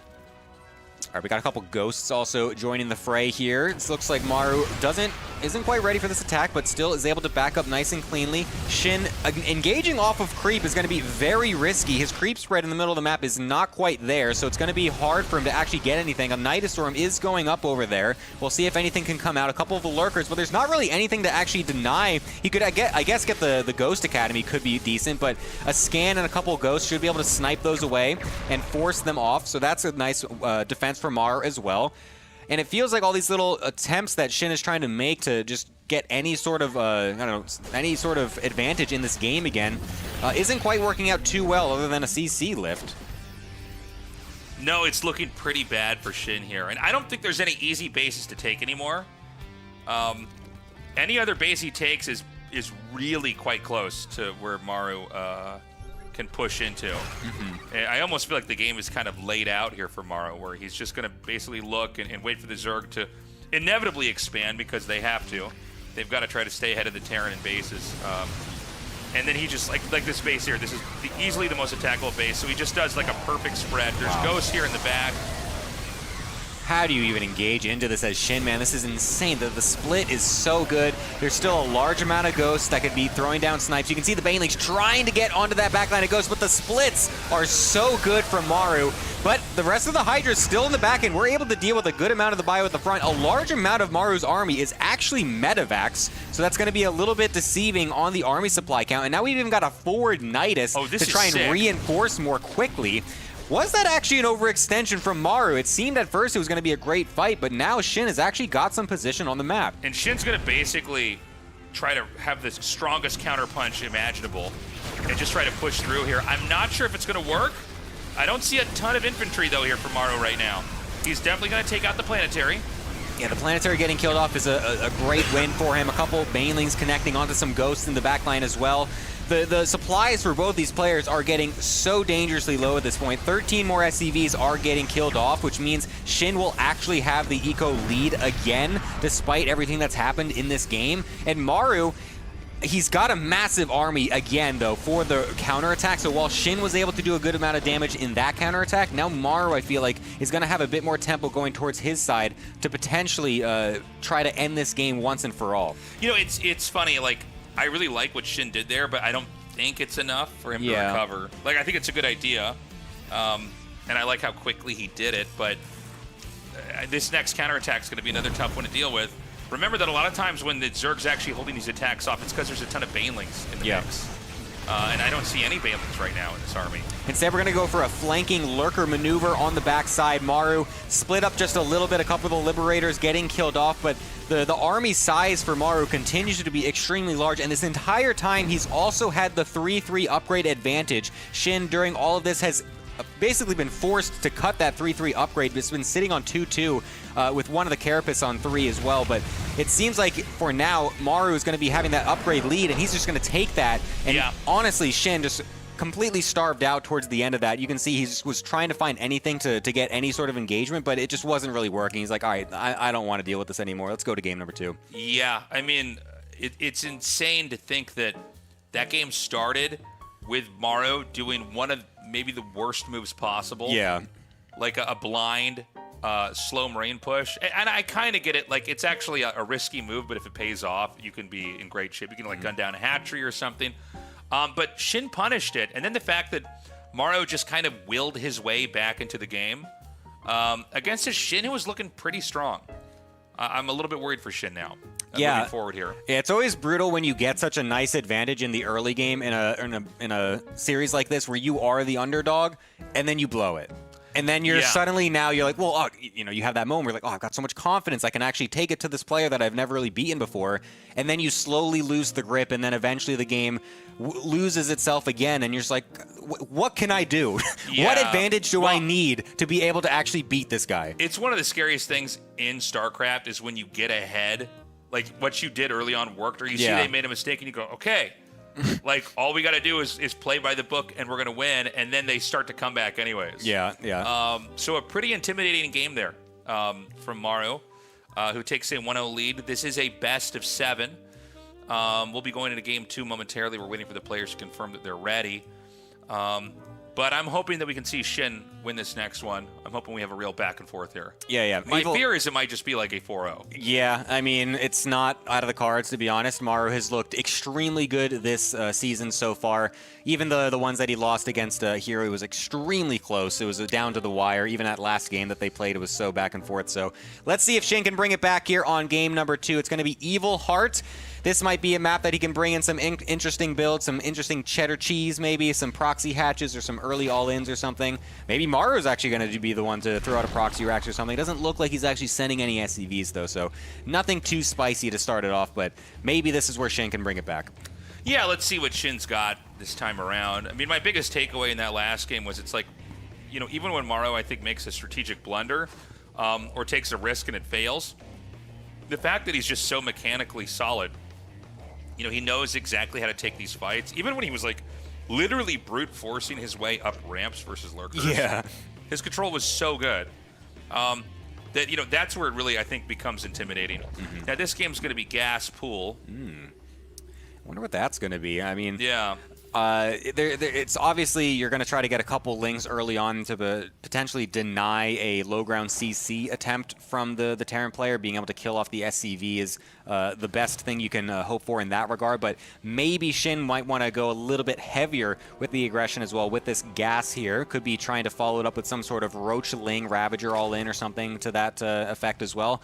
I remember Raynor, I think, maybe had a little bit of success with this, I think last season in RSL, where he was able to bring out a couple of those strategies and find some good wins. So maybe Shin on this shorter map, this smaller map, might be trying to do something like that. So we've got the scouting SCV moving out. And the first 2 Lings and Queen have been started. Now here's the command center on the low ground. And yeah, I mean, this SCV is going to get up here and immediately identify when the hatchery had started. And that means that, the tech would have kicked in a little bit earlier with Ling's speed starting over here. Okay, now he only checks that and runs back, but that might be all he needs to see. Mm-hmm. And there's that Roach Warren coming down from Shin, so it looks like it is going to be exactly that. It's going to be a bit of Ling Roach Ravager aggression. It's going to be Ringworm. Oh, God, not that. Anything but that, please. Oh, God. No, but it's going to be, let me try. Ling Roach Ravager. Nice. Maybe. AKA Ringworm. That's what we're going to name this strategy now. This is the Ringworm build. Anytime someone goes for a Ling Ravager all in. So, I think even though he didn't go in the main, he should probably know this is what's coming. Mm-hmm. He's basically just moving around the map with the Reaper to see, okay, is there a hidden base anywhere? And if so, where is it? I like that he is checking the gold. Maybe he's seeing that last match that he had versus Classic, realizing that could be an option. So we'll be taking both into account, even going to the top left as well. Really wanted to make sure that it's not just a hidden expansion, that it is actually going to be some potential aggression. There does seem to have been an uptick in hidden bases in StarCraft 2 right now. Generally, it's like considered bad to hide a base because it's like I hope my opponent makes a mistake. Like, I hope they don't look for this, right? And then I'll be ahead. But sometimes in pro matches it works. Mm-hmm. You know? Sometimes the least expected thing actually can be very good Yeah. because they just obviously don't expect it. The Reaper coming across will get killed off by the Lings. I like that Shin hid the Ravagers as much as possible, because right now from Maru, this looks like just a little bit of Ling aggression to potentially poke and maybe kill a couple SCVs or something. He doesn't look like he's reacting in the way that he should be against a committed Roach Ravager follow-up. There's no bunker, nothing at all. Right now, forced to bring the SCVs back up into the main base and use them to fight into this engagement, but the wall lets a couple Links in, well, actually getting it up in time to disallow the Ravagers and stuff, but this is still an awkward engagement now for Maru. The infrastructure, I don't know how else to say this other than it is so at the front of the base. I've never seen so much infrastructure like right there. The Ravagers can just go to town on this stuff over here. Now Maru's trying to split this off. I don't see, well, I guess there are some reinforcements coming out here. Somehow Maru just fights this all the way down onto the low ground, which is kind of mind-boggling to me. Jesus, man. How do you stop this guy? He's lost 14 SCVs, but he's still killing every unit, microing against every single bile, keeping almost everything alive. And now the reinforcing Lings, they're... The Lings literally got here like a second too late and couldn't help the Ravagers out. You know what it's like? You ever know these like bad movies from like the 90s? Where, like, you know, the hero gets beat up and then gets so mad, like a Steven Seagal, or it's a Rocky moment. Like he's like, I didn't hear no bell, and he just like stutter step micros down the ramp. I don't know how else to describe it, because like on paper, especially like when I was joking about how the infrastructure was so at the ramp, I'm like, this is about as good of a position as you could ask for as Ragnarok or Shin, excuse me. And now we're watching the Hellions actually run across the map and kill a singular queen on the defense is just tickling these Hellions, killing 9 drones, more to follow. What has Shin got to be able to defend these little tiny red health Hellions? Finally, a couple more Lings pop out to kill them, but I think Maru did more counter damage than what Shin did initially. Yeah. Well, this is always the funny thing when you see a big scary rush like that, is then you go back to the base and you're like, oh, they don't have anything. You know what I mean? There's one queen back here, and there's, you know, not even enough drones to be at every single patch. Now the Ling counterattack comes back here. This is just a counterattack game. This is like everything that they spawn, they're just throwing across the map. He held up the Lings, but hold on, these Marines are going to... Oh, gee. Okay. Well, game's over. That was... Gamer moment. Gamer moment there. So, I can't believe the rush failed as bad as it did. I almost wish we could go back and like look at what happened there. Yeah. It didn't seem like a moment where he should have been able to, like, maybe you don't want to bile down the add-ons. I guess you probably want to hit Marines or I don't know. It's so hard to make those decisions in that snap play, because like you just have to make the right one, otherwise you will just snowball and lose. It felt like Maru's micro against the biles was just so good. Like, it didn't seem like any of the biles really connected on anything important. The SCV blocking was also really good on some of those units. The depot rays actually being able to get that, so that way it forced the Ravager Ling out for just a little bit longer was also really good. It felt like everything just fell into place for Maru on that defense, despite seemingly having no idea it was coming. Yeah, it's crazy. I felt like everything lined up perfectly for Shin. Like, that should have worked. I guess it did work, and then he lost everything anyways. And, you know, everything happened so fast, it was almost a little bit tricky to follow. Guys, if you're enjoying what we're putting on over here at the RSL, consider supporting our cause at patreon.com/ReviveSC2. It is our mission to continue to carry the torch here for StarCraft 2. Whatever you can give is welcome. If you're in a great financial spot, there's higher tiers. If you don't have any money right now, you're in a tough financial spot, that's okay. You can join the Patreon for $0. But yeah, consider signing up. Yeah, it's going to be great going on into the next seasons. Of course, the season finals coming up, or the offline finals coming up next month as well, so don't miss those. We're going to be going into a little break, though, before we continue on with this series, so stay tuned. More of this Shin versus Maru series coming up.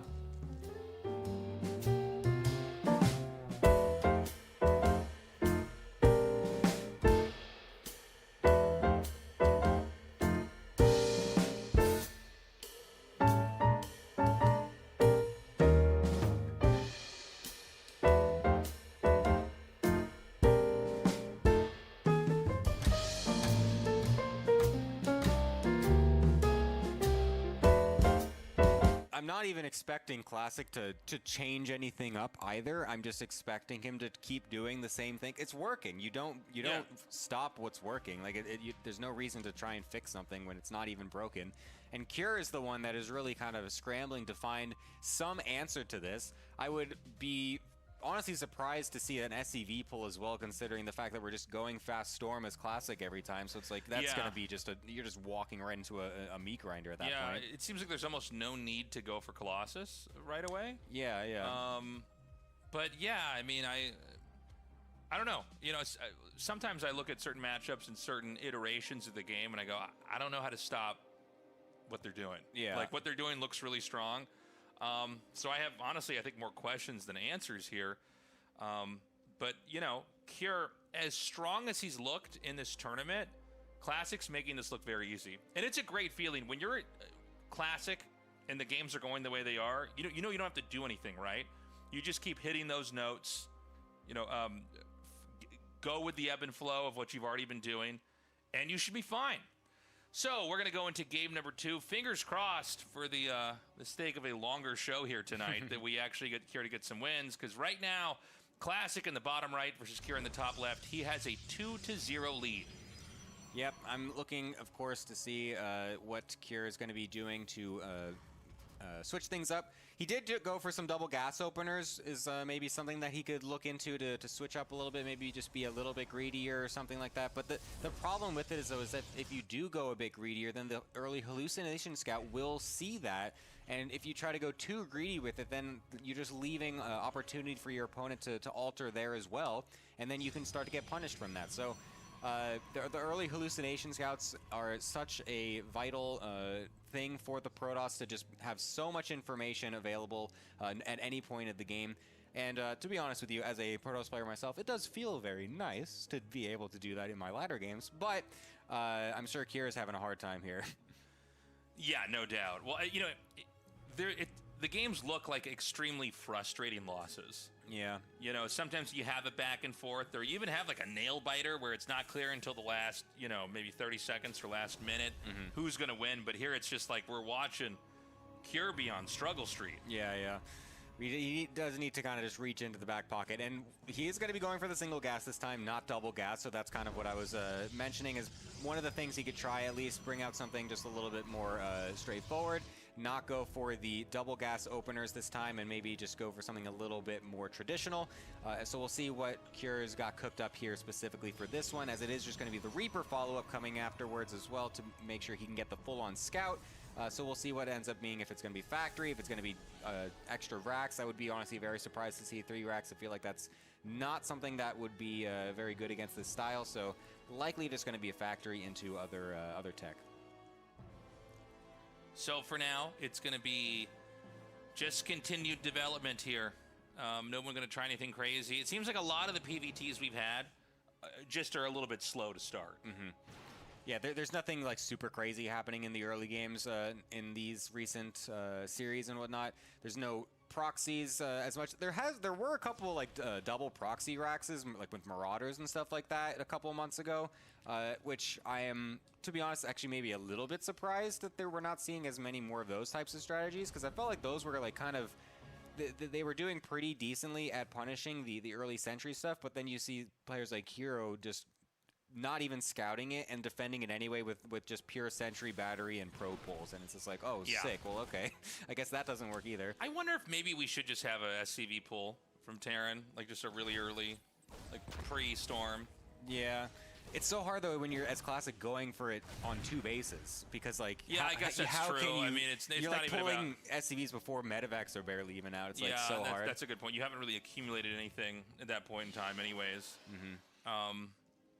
Yeah, I mean, right now, Classic just playing a comfortable game. He's going for Blink again here. Would not be surprised if he kind of locks in on 2 bases before taking a third, although it is not uncommon to see Protosses take a third base early on here. Yeah, he's been going for them later overall. Welcome back, everybody. Excuse me. We're going to go into Game 3 here of Shin versus Maru, in what has been a very one-sided series so far. Yeah, Shin, everything he's tried, it's just really not. It's like going against a brick wall at this point. Like Maru, no matter what you do versus him, he just absorbs it, throws it right back at you tenfold, and it seems like nothing can phase him. I mean, it's like Maru is just a counter for him. It's like butter versus the sun. It's what I thought in my head. Just, no matter how you throw the stick of butter, this is whoosh, just melts. That attack, we're cracking up a little bit about that attack in game 2. It's just everything was teed up for that to basically work and make it close, and it worked.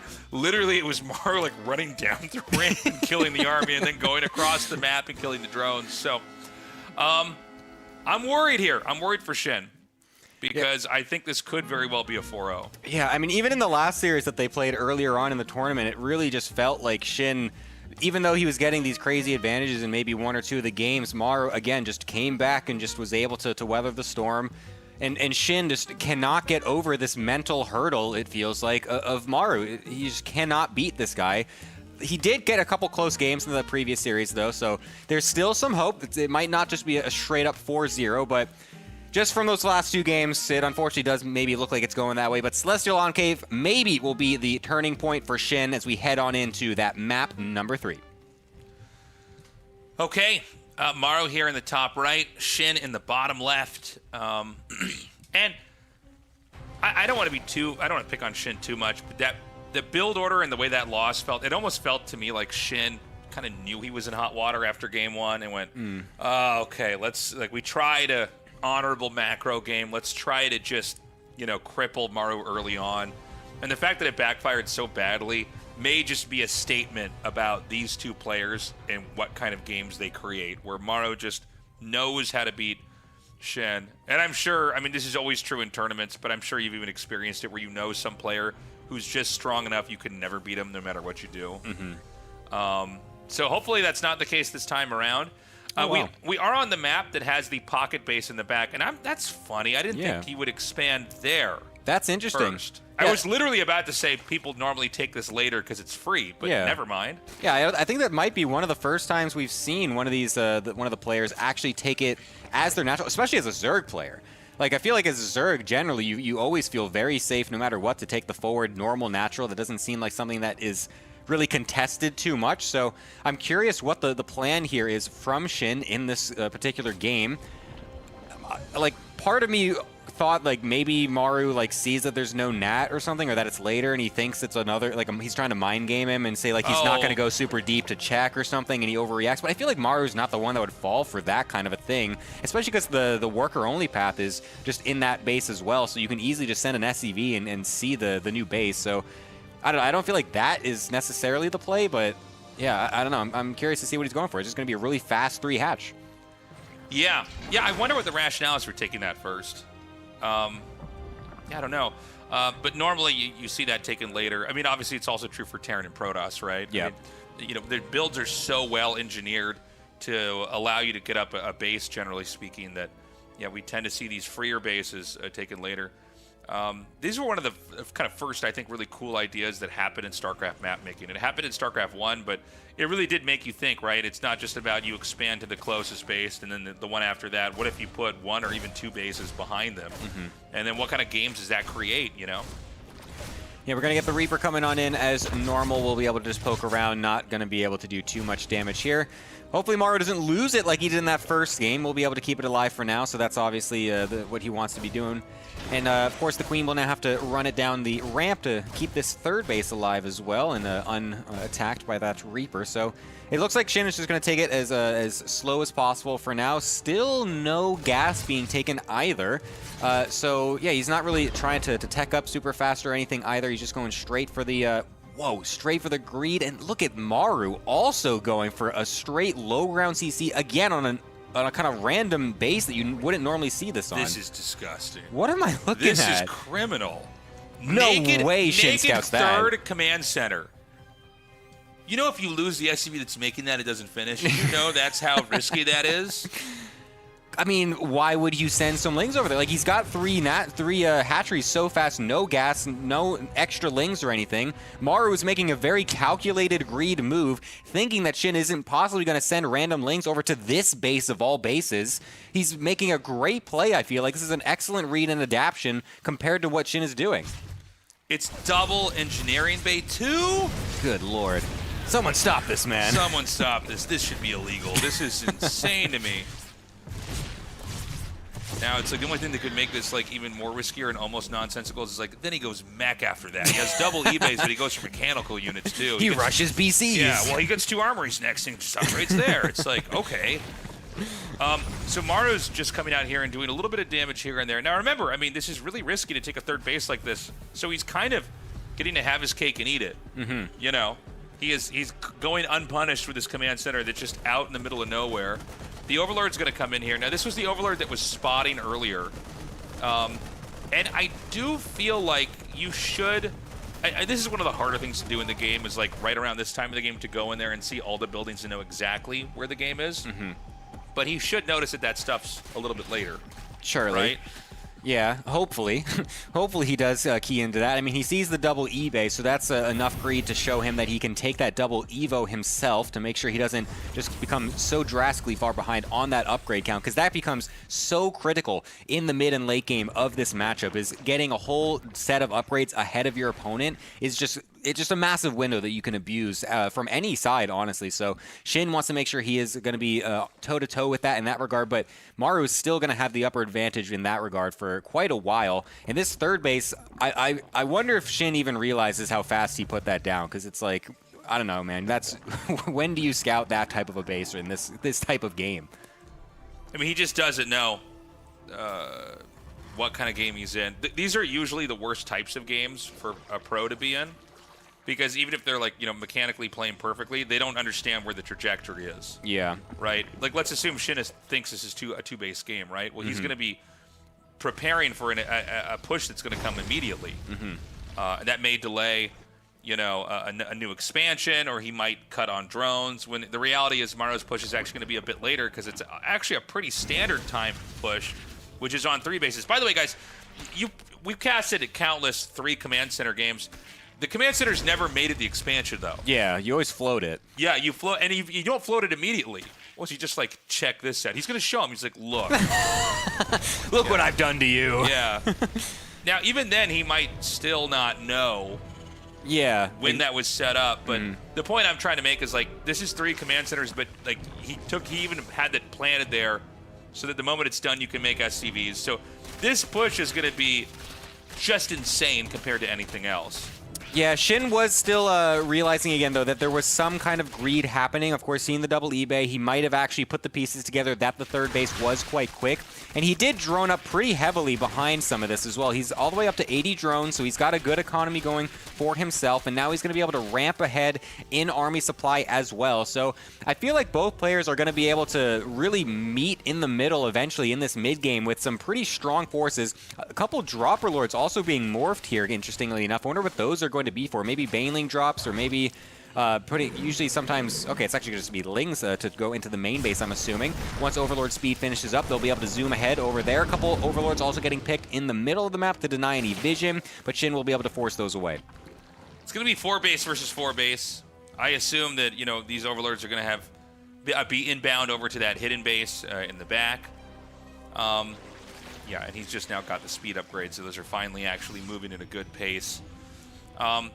But, I mean, you know, Maru, he's nearing being maxed out. Shin has an insanely high supply. The first battle in fights with these types of armies is really important, right? Because you need to see, do the Banes connect properly? Or is the center set micro so good that they, you know, are pretty much cut up and not connecting to juicy targets? Because, you know, the counterattacks and everything else from there are going to be really, really big. Oh, Maru, I think, captured the Dropper Lords over on the right-hand side. Oh! He realized that was happening, was able to kill one of them, the other one also weakened, but now the surprise is kind of gone here for Shin, trying to use that little multi-prong harass that you don't normally go for. It's not super common to do the Ling drops in TVZ, so that's a bit unfortunate for him, because obviously it seemed like he was really trying to set that up for something big, potentially even to get into the main base to maybe deny those upgrades being made. Could have been huge, and then pairing it up with an attack over on the left-hand side as well. But it looks like for now, Shin's army will find a couple of drops, but since it's just Hydras on the ground, you can just boost away with the Medivacs as well. So Shin isn't really actually killing many of these units from Maru. Yeah, gonna go ahead and just pick up over here. Maybe try to actually drop over in this base in the very, very back, the first expansion that Shin took in this game. Both sides are nearly maxed out. I love the drop over here. He just wants to try to get rid of that drop overlord to make sure there's no counterplay. And, you know, Maru is basically elected to not really move out on the map until he is entirely maxed out here. So he's got a lot of momentum. Shin has done a very good job, though, of keeping up. And it looks like he's going to try to tear down these rocks. I don't think it's going to work out. And for the first time, we're seeing Terran finally move out on the map with the tanks. When you see the tanks with the army, it means this is a committed push and not just like medevac harass. Yeah, now that he's actually maxed out, he's got his 2-2 finished for quite a while. He's going to try to find some position on the map here. 3-3 is going to be coming up in just a couple minutes, so he's just kind of setting himself up for an eventual winning blow later on in the game. Shin doesn't want to let that happen, though, coming in from multiple angles, setting up the Banelings to try and connect onto the Marines, but the stutter step and the micro from Maru is going to be able to deny that for the most part, as all of the tanks and Marines are still holding strong on the back line. The movement from Maru was just insane there. Like, able to pick up certain units and then kite with others. It's going to shut down that base immediately. And remember, the tanks, most of them actually lived through that. So that's a very bad sign. You know, a lot of times you'll see at least the tanks are wiped out and it's a couple of the Marines that were kited away. But at least the push has lost its foothold. In this case, Maru's going to keep going. Yeah, looks like Shin is trying to go for a counterattack. Got a lot of links going over there, trying to send a couple as well to kill some of those tanks, but just met with more reinforcements, unable to find any damage there, losing a base on the left for this. This base over on the right-hand side could just get lifted if needed, but there's still enough units to actually defend as well. So Shin, all of his attempts to get any counter damage are being met again with a brick wall. It's so funny. It's like he sees the Lings attacking it, and you know he just hits the button to make the orbital. He's like, I'm not losing that. We're going to go ahead and just start to upgrade that building. And, of course, the Marines do come in there and chase that away. 3-3 is about to finish along with concussive shells. And the push is not stopping. And listen, if Shin can't stop this, the game will end. Yeah, this upgrade lead is going to be great for Maru. 3-3 over 2-2, even having one on the vehicle weapons as well. Shin going to try to mount another defense, but just immediately forced to run back. The Lings trying to again go to the right, but again a planetary ready in defense. Maru is just killing everything without losing any units, it feels like. The Lings trying to find something, will eventually get that, but the splits back from Maru continue to be excellent. Yeah, I think this game's almost done, man. There's going to be another hatchery falling here. The army, you know, not all these medevacs have energy to heal, but it might not matter. He gets the hatchery regardless. The counterattacks did a decent amount of damage. 12 SCVs is not bad, but I think the momentum here is queens still... doing here. Yeah, these queens. Yeah, the old double queen counterattack. I'm not sure about that one. He set that up 5 minutes ago. Yeah, that started... That's so funny. Yeah, I don't know what these queens are doing here, but they are not going back home, no matter how much they would transfuse each other. So Shin is pushed the attack away, but I think he's too small in supply, and he actually had a lot of bases mowed down there. Yeah, sure, he was able to get some counter damage done and finally actually dislodge the push for once, but it's basically too late. He can't really find any value off of this at the moment. He's just basically still sitting back and trying to recoup what he lost as well. Whereas Maru, he's basically taking this. He got dropped down to less than Shin's SCVs, and he's already now back up at 88 SCVs himself. He's got so many CCs that he can easily just replenish that eco, whereas Shin... Yeah, he's on 81 drones right now, but his army is not able to do anything at this point. He's got such a little army supply. Maru's right back up, nearing max again. He's already on the bottom right again. Yeah, that hatchery is hurting. Nearly no HP there. A couple of these ghosts are going to get surrounded. But, you know, Shin's barely clinging on to life here. Oh, wow. I can't believe... Oh, okay, there you go. He gets it. Finally, something going Shin's way a little bit again. So we'll be able to pick that off. It's quite nice. So we'll be able to keep this bottom right base alive for now. Adrenal coming up as well is going to be very important for him to be able to take some more of these late game engagements and also allow his harassment, if it does start to keep going, be more effective. Because once Adrenal does kick in, the Lings really start to kill bases and other buildings much quicker. So it makes them much more effective in the late game. We'll see if Maru can stop him before it really gets to that point, as he's basically maxed yet again, trying to come on in to this bottom side of the map. Will he be able to actually kill this off? Yeah, there's going to be another big attack coming up here. Shin looking pretty fearsome. Question is, where are the rest of the infantry? It looks like they're slowly trickling in and meeting. which is giving enough momentum, or at least for the time being, for Shin to do damage. But we see there is just too many infantry. He's going to try to push in a little bit further. More Banelings are going to hatch in a second, and these Banelings need to connect to targets. They got to get some real damage done here, or this push is going to end the game. Yeah, this is looking great for Maru. He's just right in front of these Banelings, barely even pre-splitting, honestly, just kind of disrespecting it. Now finally does go for it, but Maru will be able to clinch this third game, coming up very nicely so far in this best of 7. Maru's looking extremely strong. I think Shin put up a decent fight back there, but it's this Terran pushing that Maru is just too good at. He trades too well over time. He knows when to commit down to a hatchery, when to commit with a push where he's going to have an anchored position, like with the tanks, versus when he's just going to dart around the map with medevacs. I think Shin had some cool ideas going for him. I liked the Ling drop he was trying to set up, but that got spotted by Maru. Yeah. And, yeah, man, a naked third CC. I mean, I love the reaction, though, because he sees Yeah. what Shin is going for. He sees the gasless 3 base, and he's just like, oh, you're not going to send Lings to a random corner of the map. Yeah. I'm just going to make my third CC on location. I'm going to call your bluff, basically, and just go for the double eBay behind it as well. He just sets himself up so nicely for the mid game that he obviously feels very comfortable in. So Maru, anything to get him to that point faster, he's definitely going to take that. He must know Shin's Overlord scouting patterns and know that Shin just keeps one Overlord checking the triangle expansion. Because that is a level of confidence. Yeah. That's just such an easy way to lose the game when you have everything going for you. In almost any other game, you just see the Terran keep the third CC in their main. Maybe they'll try to hide it or make it harder to spot. But, you know, and you're going to be in okay shape with the fact that it finishes on site. Immediately SCVs are being made there. You can land mules there the second it's done. I mean, that's big. Yeah. So, greedy play from Maru. Interesting to see how he mixes it up in each of these games. And we're going to go to Game 4. And hopefully Game 5, but probably not. It's probably going to be a 4-0 here, looking at as how strong Maru is. We'll see if Shin can come up with something. But so far, macro games haven't worked. Cheese hasn't worked. Yeah, even the eco cheese, essentially. The greed of the 3 hatch didn't work. So Shin is really going to have to dig into the bag of tricks this game to find something in this series. I mean, down 0-3. It's so difficult to make that comeback. The full reverse sweep is just such a monumental task in some of these best of 7s. And against someone that you have never, I can't even emphasize that enough, never won a best of 3+ against. Like, how do you even possibly start this comeback? I mean, it's rough. It would be the craziest comeback in StarCraft 2 if he could do it. You know, it's pretty rare in a best of 7 to get to Game 7. But the rarest thing of all is to have someone go 3-0, and then the other guy wins the next 4. Yeah.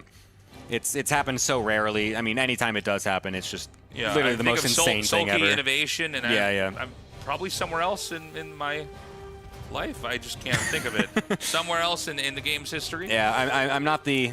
I'm not Roddy. I can't think of every single series off the back of my hand. Rotterdam can just mention a loser's bracket match that happened 11 years ago, and I'll be at the desk like, how did you do that? What do you mean you don't remember Roru versus Fantasy in the Home Story Cup round of 4? Like, that was the best series of all time. Yeah, that's a pretty good Roddy voice. Thank you. You got the sound that he kind of makes when he talks. That was very good. Well done, Gemini. So, in this game, I mean, what exactly is Shin supposed to do? I don't know. I mean, it feels like he's tried several different ideas and none of them have worked. Maru, this time he went for tech into expand. And he's shown such a comfortable range of play. I don't know. It's a mystery to me what exactly Shin could do better to try to take on Maru. It just feels like Maru has the answer for everything, and he can do anything. Yeah. There's no strategy that I feel like Maru would take in this series and be like, that's a bad call. Don't do that. Literally anything he does, I'd just be sitting there like, oh my god, yes, King, go off, please. Just do anything. You can do whatever you want. Fast BC, Proxy, Liberator, I don't care. He's going to find a way to win, apparently, against Shin. There's really nothing for him to do that Shin can defend, it feels like. It seems like he's just fully in control. And Shin has been the one trying to find the answer, and so far he hasn't been able to. Yeah, I'm glad you pointed out how brutally one-sided their history's been. Yeah, that's crazy.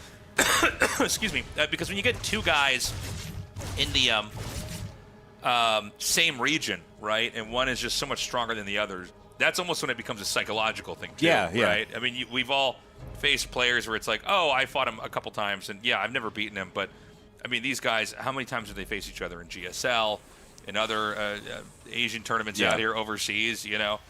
And it's got to be brutal for someone like Shin, who's just gotten so deep in so many tournaments, but if Maru's in the way, there's no getting past him. And it looks like Maru's going to be bringing back one of the builds that he used earlier on in the series. It's going to be that third CC into the 3-Rex. I think it was on Mothership, the first map that he did this, where he did that big Marine move out that, honestly, it looked like it was the worst for him in the whole series, but still was able to recover from losing all the Marines on the map and like 18 SCVs or something like that on the counterattack to the Ling Muta. So we'll see if he's going to try that again. I imagine Shin won't. Well, actually, he's going for a pretty quick lair. Maybe he might try for some mutas again or something interesting. But Maru, I feel like, won't be as aggressive with the Marine move out this time, I'd imagine. So on this map, it's actually similar to the build we saw before, just the command center's in the main. What we're used to seeing. There is no place to hide another command center. For your third here, just the way the map is shaped, unless you wanted to just be like super crazy risky. Yeah, which is, Maru has no reason to do that. No. he's found that he's been totally fine in these macro games, so I wouldn't expect it. So right now, Shin is powering up as much as he can, paving the map with creep, and trying to get ready for what's going to be a really, really difficult mid-game and late game here versus the likes of Maru, who just seems to be invincible in the matchup. 1-1 has started for Maru. I don't believe we've had any Evo Chambers made just yet. But if they are, assuming nobody misses a beat here, Maru will always be ahead by upgrades. It's true. And it is going to be that Muta play coming out again from Shin. So this is looking like a mirror almost of that Mothership match. So Shin trying to bring this back. It was definitely the build that showed him the most success overall in the series. So I'm not surprised that he's bringing this one out when all the cards are on the table, basically. So he's going to try to find that type of momentum that he was able to earlier on in the series. See if he can get his Mutas and Lings and Banes into good engagements and maybe snowball this one into a nice mid-game for him. But I think Maru's not going to give him as much of an opening as he did in the first time. But we'll see how aggressive he is with this early Marine move out as he takes this third base. Okay, the Overseer is going to spot it, excuse me, just as it lands. And we're about to have the Spire finished. There's a decent amount of gas banked up, so he can immediately pump out a bunch of mutas here. He's getting the 2 more gases now as well. And we see the Evo Chamber here about halfway done. Only 1 right now for Shin. Yeah, so those are going to make it a little bit more difficult to match the 1-1 upgrades and eventually the 2-2 that'll be coming out from Maru. But all of the leverage that he's trying to find in this game is coming from this Muta play. He's going to see if he can get any sort of backstab damage, take Maru by surprise a little bit by going for this fast Muta again. 0 scouting from Maru on this tech, so no seeing of the extra gases, not seeing the lair, of course, and absolutely not the Spire. So he's not going to have that information to know that it is going to be a fast Muta. Is he preparing for it anyways, though? I do see a couple turrets being made in the production tab. Nothing in the main for now, but it looks like the turrets, okay, there we go, now does drop that down. So is aware of the possibility and even gets the scan to confirm at this point. So he knows that the mutas are inbound, but where is Shin striking first? And Shin is going to go up here into the natural. There's 1 turret here and a couple Marines, so nothing of major consequence is going to happen here as far as Zerg getting any kind of a W. And, you know, I think the turrets are going to be set up pretty nicely. Will we have Terran actually push out? He seems to be forking his units out in different directions. You know, with the 4th base finishing, it is pretty standard to see, I guess the most formulaic mid-game end to a TVZ is the Terran pushes the Zerg on 4 bases and kills the 4th base. Yeah. I don't know if we're going to have that here, but just want to point that out. And it looks like there's extra barracks coming on in from Maru as well. He might be setting himself up for an 8-Rax, also getting some Hellbats into the mix as well versus the eventual Lingbane on the ground. So Maru is going to ramp up the aggression, like you mentioned, trying to go punch down that 4th base with this 2-2 that's going to be finishing up rather quickly, continuing the Hellbat production as well, instead of going for Widow Mines, which is interesting because it felt like historically the composition against Lingbane Muta from the Terran has been to put in as many mines as possible to get the trades versus the Lingbane on the ground, and also against the Mutas. But Maru is going to be mixing that up, going for a full frontal force, basically, to bulldoze down with those Hellbats to tank some of the Banelings. Okay, 5th base coming up here. Maru is not going to strike, I think, until he's maxed out. I thought maybe that push would come. Bare minimum, it's going to be when 2-2 is done here. But yeah, he's looking pretty scary here. You can see the Lings are set up here for some possible counterattacks. By the way, the Mutas basically did no damage. Yeah. Not that I guess they have to, but, you know, ideally, if you're going to get Mutas out, you would have wanted to kill a bunch of SCVs and get something done. But Maru, his zoning has been god tier. Yeah, he's really just been able to deny these mutas at every play. I do like that Shin has an Overseer in the main base, at least trying to deny these upgrades for a little bit. Unfortunately, he's delaying the armor instead of the weapon upgrade, so it would have been nicer if he could have gotten that. But basically, anything is good for him at this point. There's a massive Baneling and Ling run by over on the top right-hand side of the map. We'll see if that's going to be able to get any damage or when Shin actually wants to go in for it. It looks like he's trying to draw the Terran army as far away from that portion of the map as possible before going in with that massive army. And he's going to try to trigger that right now as the bio finds its way onto the creep. Okay, the big counterattack is going to come in here now.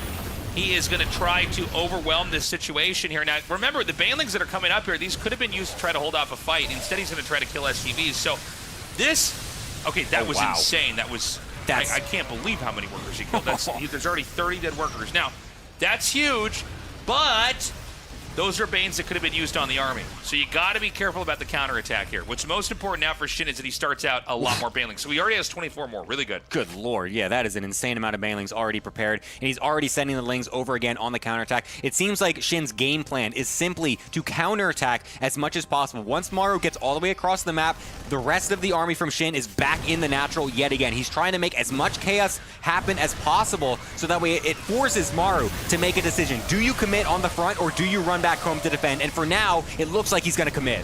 Oh my god, we got the Baneling's Nest right over here too. So when that goes down, that means you can't get any more Banes for the time being until it's remade. But, I mean, Maru is just going right up towards the main. And I don't know that this army can be killed.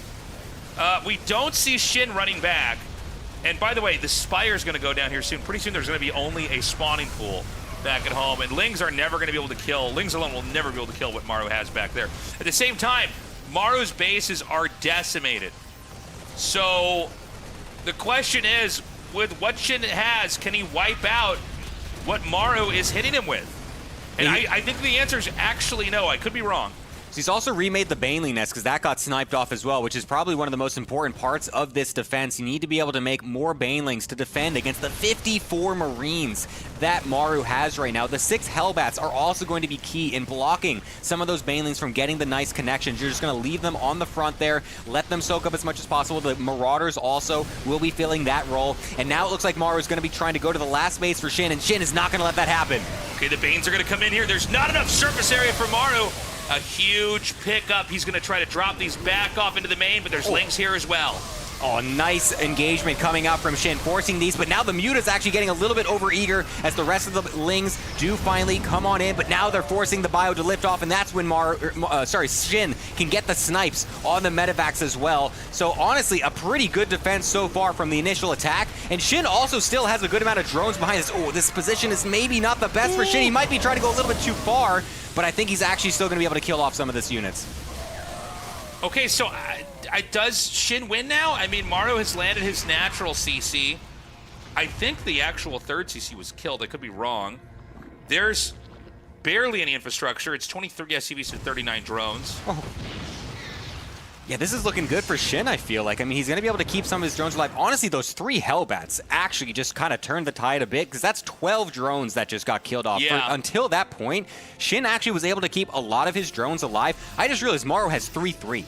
Yeah, Maru actually finished 3-3 during all of that. That's actually going to be huge if this starts to get a little bit later. Was the Spire remade? I actually don't know. I don't believe it did. No, it's not. It's just going to be Lings and Banes. So, I mean, the problem with Lings and Banes, so every Muta is really important here. You know, Mutas pair so well with Ling Bane. Oh gosh, he doesn't really have enough to defend this, huh? Yeah, the rest of the Marines are actually over on the attack, over on the right-hand side, trying to kill that top right base. So that means the main base, yet again, is exposed from Maru. Shin is doing such an excellent job of always backstabbing, counterattacking. Anytime Maru tries to take any real estate on the map, Shin is just right back in there in his main base, forcing off the strange decisions. Where does Maru engage? So all the tech's here, right? I mean, not that there's a lot of tech, but like the, Yeah. I mean, the spawning pool, the Baneling's nest, he's starting to get a layer again. But, excuse me, he can just camp over the infrastructure, right? Yeah, he will be able to kill this off yet again, but there's so much here already again from Shin. He's trying to get an engagement as Maru, but the rest of the Ling Bane is going to be fully enough to deny this. The CC is even getting lifted off as Maru once again forced into one base. It's getting killed off as well. It feels like Maru is having such a hard time actually getting a punching blow onto Shin. He's able to just barely survive with enough things, enough infrastructure to continue to remake. I think Shin can win. I think there's just too many mutas. There's too much on the ground. It's hard to kind of finesse this with micro. Now I say that, and then he does target every brain in the back, but I think it shouldn't matter. That army's going to get wiped. God, he made a lot, though. Yeah, I mean, he's scanning Maru, that is, some of the extra bases, trying to see how many things are actually on the map for Shin. He sees no base on that one that he did scan, so maybe he's got a false interpretation of where he's at in this game, but this is honestly going to be quite difficult for Maru. I don't even think a player of his caliber can find a way back into this game. I mean, Shin is doubling his supply. He's only got 31 drones, but his army count is crazy. Sure, the upgrades are not good for him, but it feels like with what Maru has, you can't really get a good engagement. 7 Banelings only on the field, but 90-something Lings? How do you engage this as Maru? He's so good at clicking down the Banelings from a distance. Excuse me. He's going to pick up again and try to unload over here on the high ground. I think you're right, though, about the Lings. It's just too many. GG.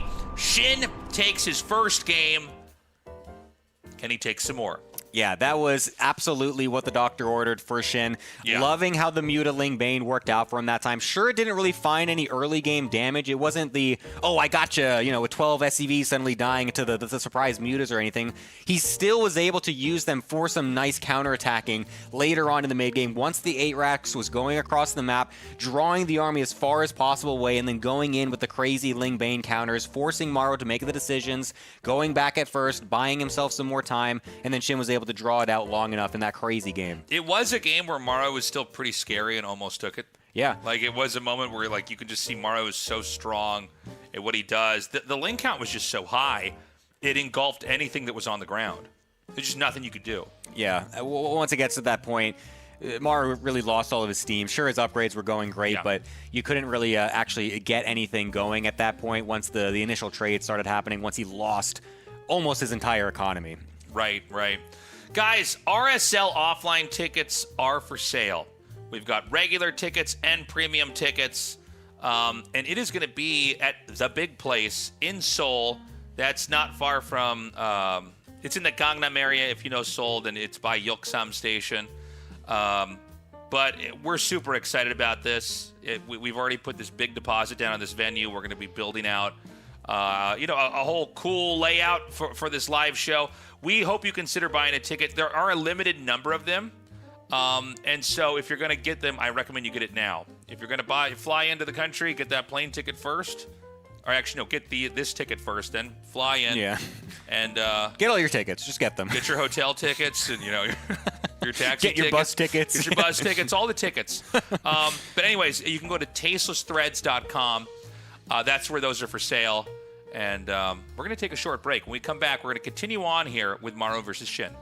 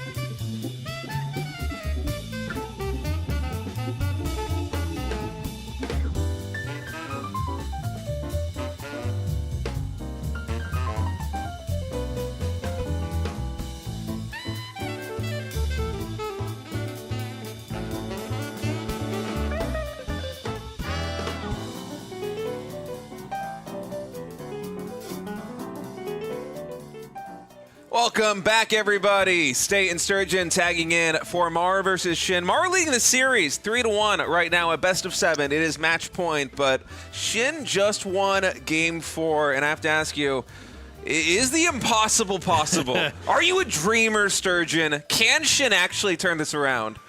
I would love to see it. My heart says yes, my head says no. I like the build he used in the last game. But you're kind of asking for the impossible to win 3 games in a row against Maru, I feel like. Yeah, especially for a Shin who, in the entire history of StarCraft 2, has never won a series best of 3 or longer versus Maru. He's won some best of 1, so he's certainly got that. But in best of 3 plus, 28-0 in the advantage of Maru. And the map score telling the same thing. That's like 85, 86% in Maru's advantage.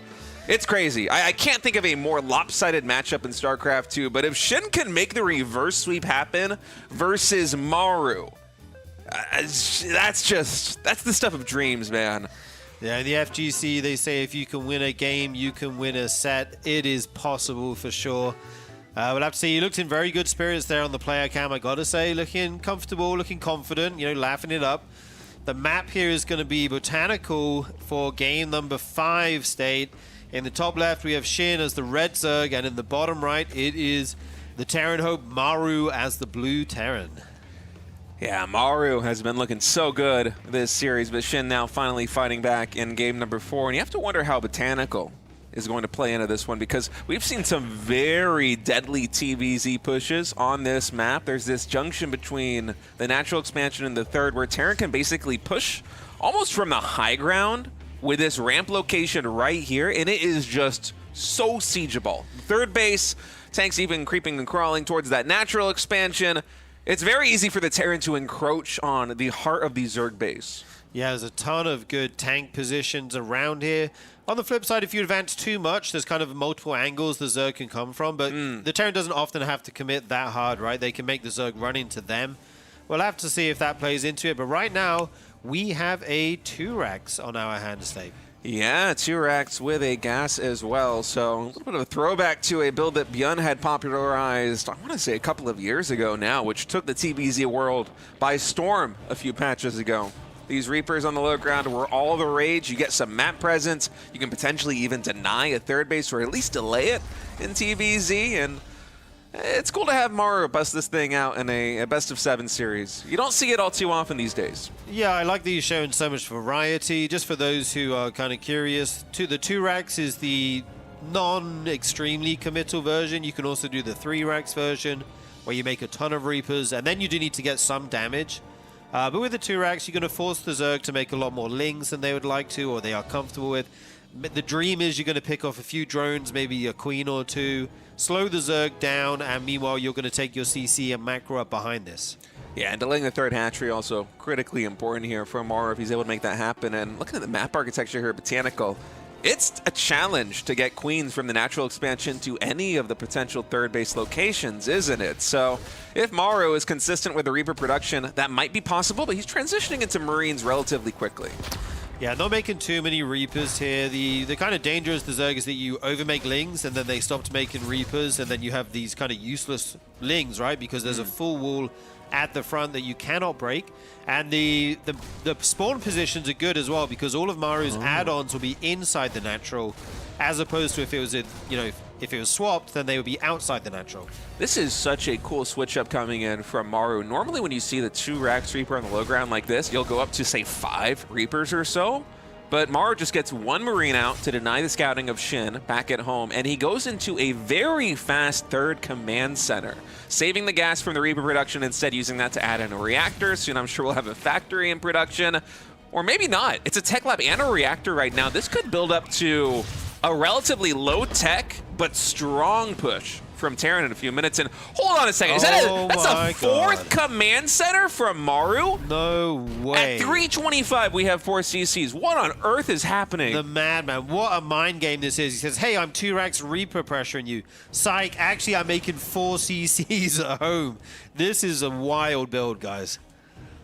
I can't believe this. Maru is the king of greed, but this is just taking it on to another level, and then double engineering way behind it. We have 4 CCs for Terran. This is outrageous. I mean, if Shin doesn't do some damage at some point in the mid game, this Terran economy is going to be out of control. He'll have so many workers, such a strong kind of economy going into the mid and late game. I'm actually blown away. Like 3 CCs is greedy, right? You can die if you make 3 CCs and they all in you. If you make 4 CCs, this is just the epitome of greed right now. I just can't believe what we're seeing right now from Maru. He's going to saturate these 2 mineral lines so quickly. He's going to have to take that third. And behind this, 1-1 upgrades are coming. He does have that tech lab on the barrack, so he can also go into stim pack very quickly. He is doing that just now. Gets fired up, and there isn't a lot of gas here for Maru to go into the factory. So the factory, the starport, the medevacs, they're all going to be a little bit delayed. But the compensation that Maru is going to have is just ridiculous in terms of eco. It will be the best possible Terran eco, a pro-level TVZ this early on. It's ludicrous. You never see 3 command centers added on this quickly. And we just now see the first factory at almost 5 minutes here. So going so heavily into the minerals here, the SCVs, the Marines.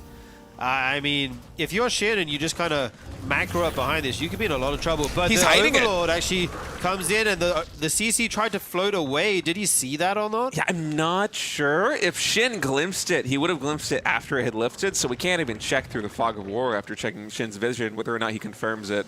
But I feel like it was just on the cusp. It's hard to say. Yeah, it looks one way like or it the was other. close. I think he may have seen it. I don't think we'll see an insane reaction from Shin. Even if he did, I don't think he's going to suddenly just start making lings and try to bust this down. You don't have any tech like, you know, Road Ravager or Banes or Mutas or something to do that. So he's going to drone very heavily behind this. This one drone somehow got lost on the middle of the map. You're not an Ultralisk. What are you doing out here? Like, there's 2 Reapers there to put that drone away. And Shin now going to take control of the watchtowers, start to finally clear up these Reapers who've had map vision for so long.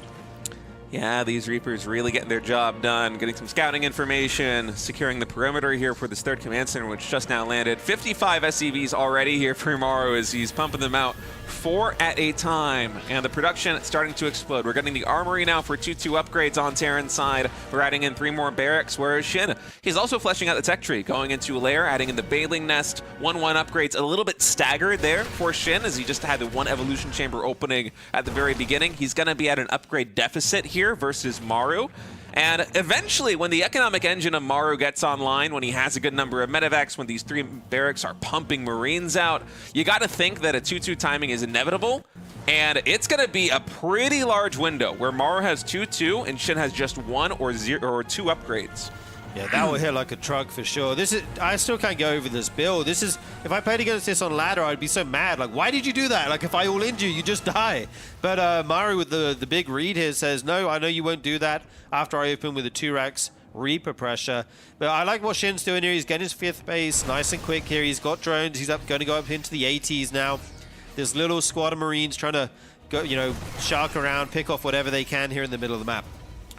Yeah, it's so smart for Maru to bust this build out up 3-1 in a best of 7, because you could lose another map. Say Shin all ends and you lose because you built a 4th command center. Well, it's not all lost, right? You have 2 more chances to close things out. Why not take the gamble? And in this case, it absolutely did pay off.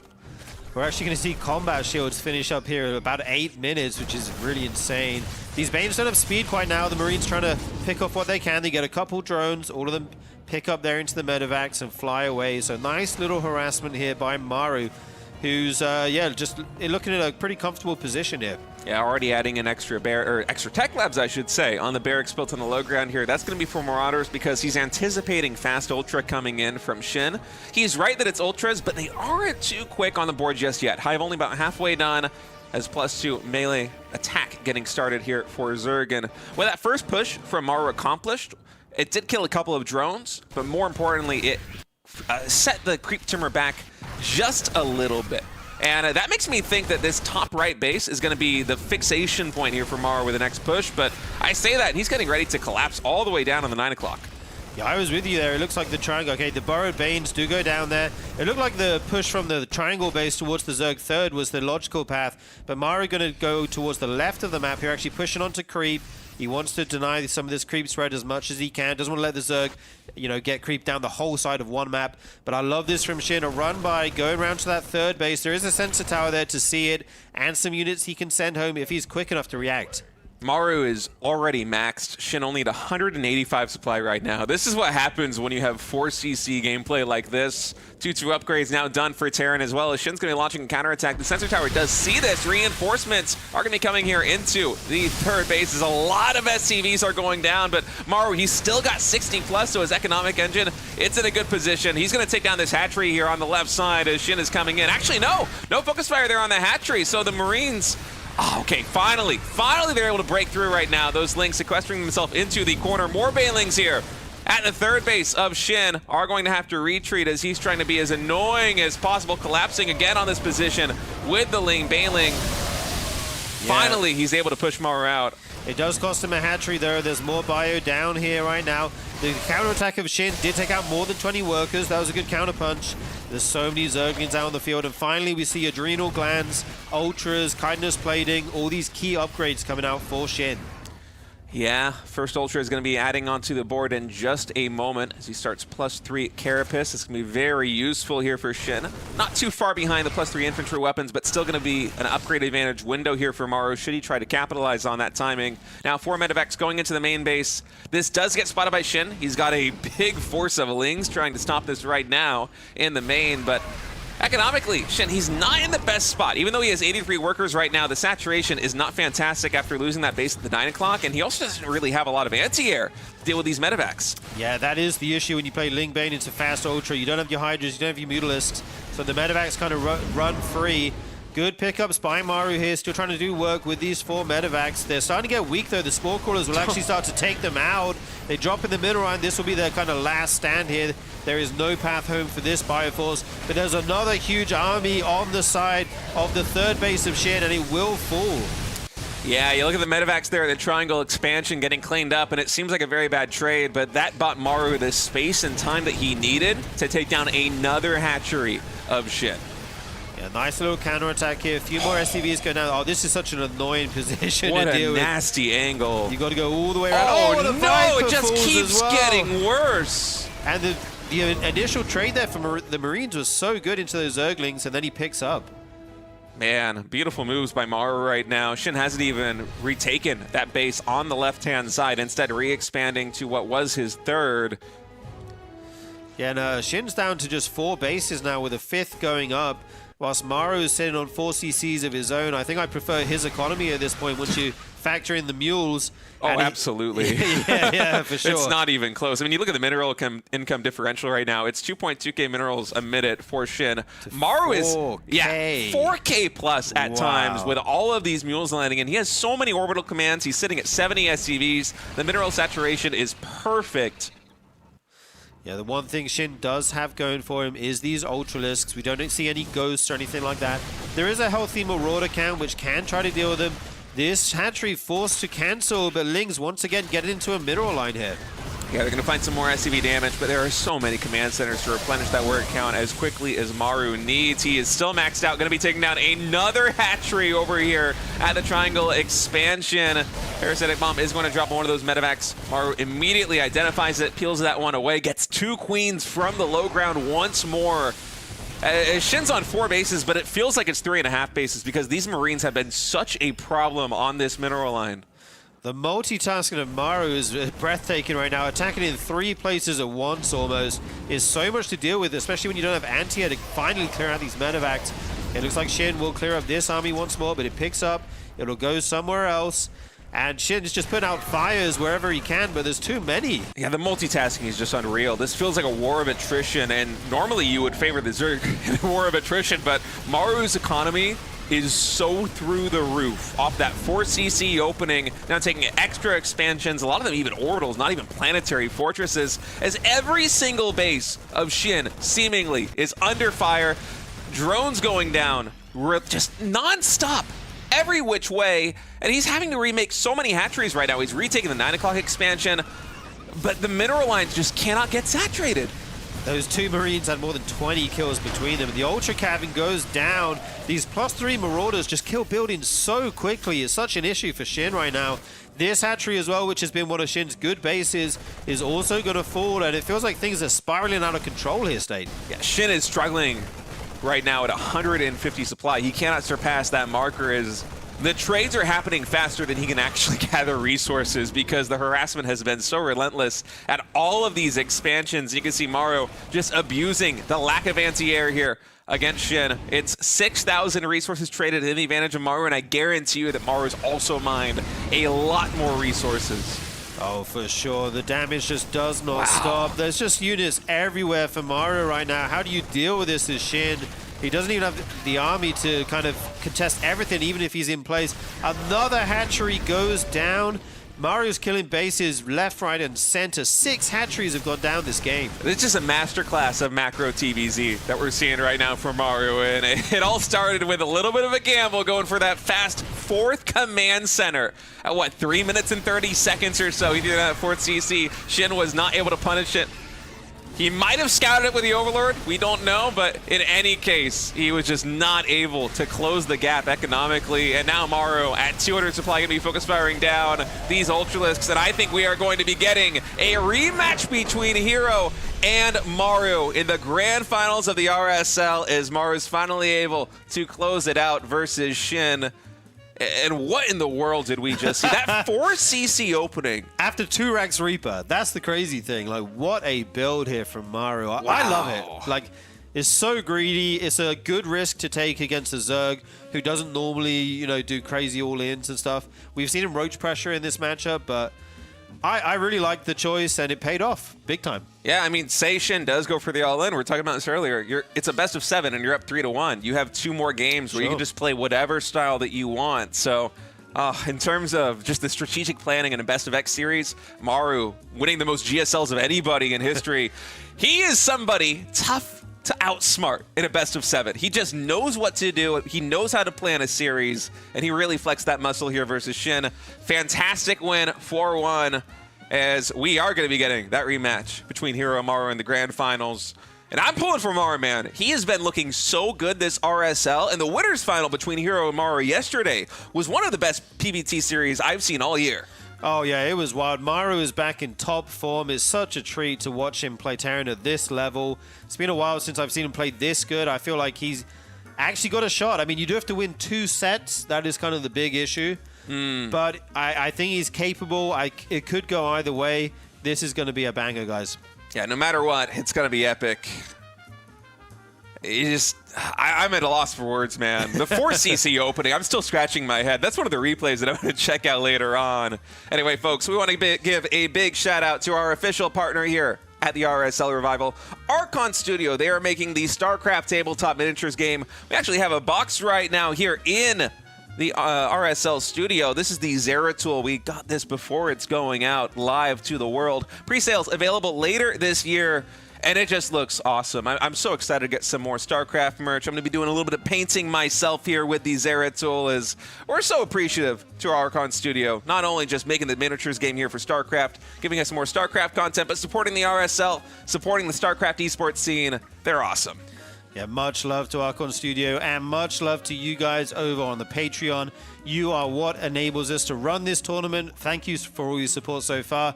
If you haven't joined yet, please check it out. There's a bunch of different tiers with various perks. You can also sign up for free on the mailing list if you just want to get notifications about when we're running stuff. So check it out at patreon.com/revivesc2. Yeah, the Patreon is really the lifeblood of this tournament, so we sincerely appreciate your support. And as an added perk, Patreon supporters enjoy a 20% discount on all merchandise at tastelessthreads.com. That's where you can pick up your RSL merch like the hoodies, the mugs, the shirts, the pins, in addition to all of the very cool StarCraft and esports-related shirts and graphic tees that Tasteless has on his page. Yeah, we also have tickets available, guys, for the offline finals, which is happening next month, December 13th to 14th, at the Big Place in Seoul, down near Gangnam. It's going to be awesome. It's going to be super sick, as Gemini likes to say. I cannot wait for it to see the live audience, the players in the venue. It's going to be hype, guys. If you're able to make it, I highly recommend grabbing those tickets soon. Yeah, it's going to be a lot of fun, especially because on day 1 of the offline finals, we're basically doing another tournament. It's going to be a single elimination bracket for all of the participants in RSL. Those who played in the main event, those who played in the qualifiers, were all eligible to sign up for this one-day tournament. The winner of that tournament is going to advance to finals day Day 2, December 14th, where they will face off against the RSL Season 1 winner, Classic, the Season 2 runner-up, Down because Classic won again, and Hero or Maru. Yeah, it's going to be stacked, guys. It's going to be so much fun. I hope to see some of you there. I cannot wait. And I also cannot wait for this grand finals coming up. Yeah, it's going to be a lot of fun. If you're watching on YouTube, if you're watching the VOD, it's goodbye for now. But if you're watching live on Twitch, make sure you stay tuned because we are about to kick off the finals of the RSL Season 3. We're going to take a short break. When we come back, a best of 7 between Hero and Maru. We'll see you soon.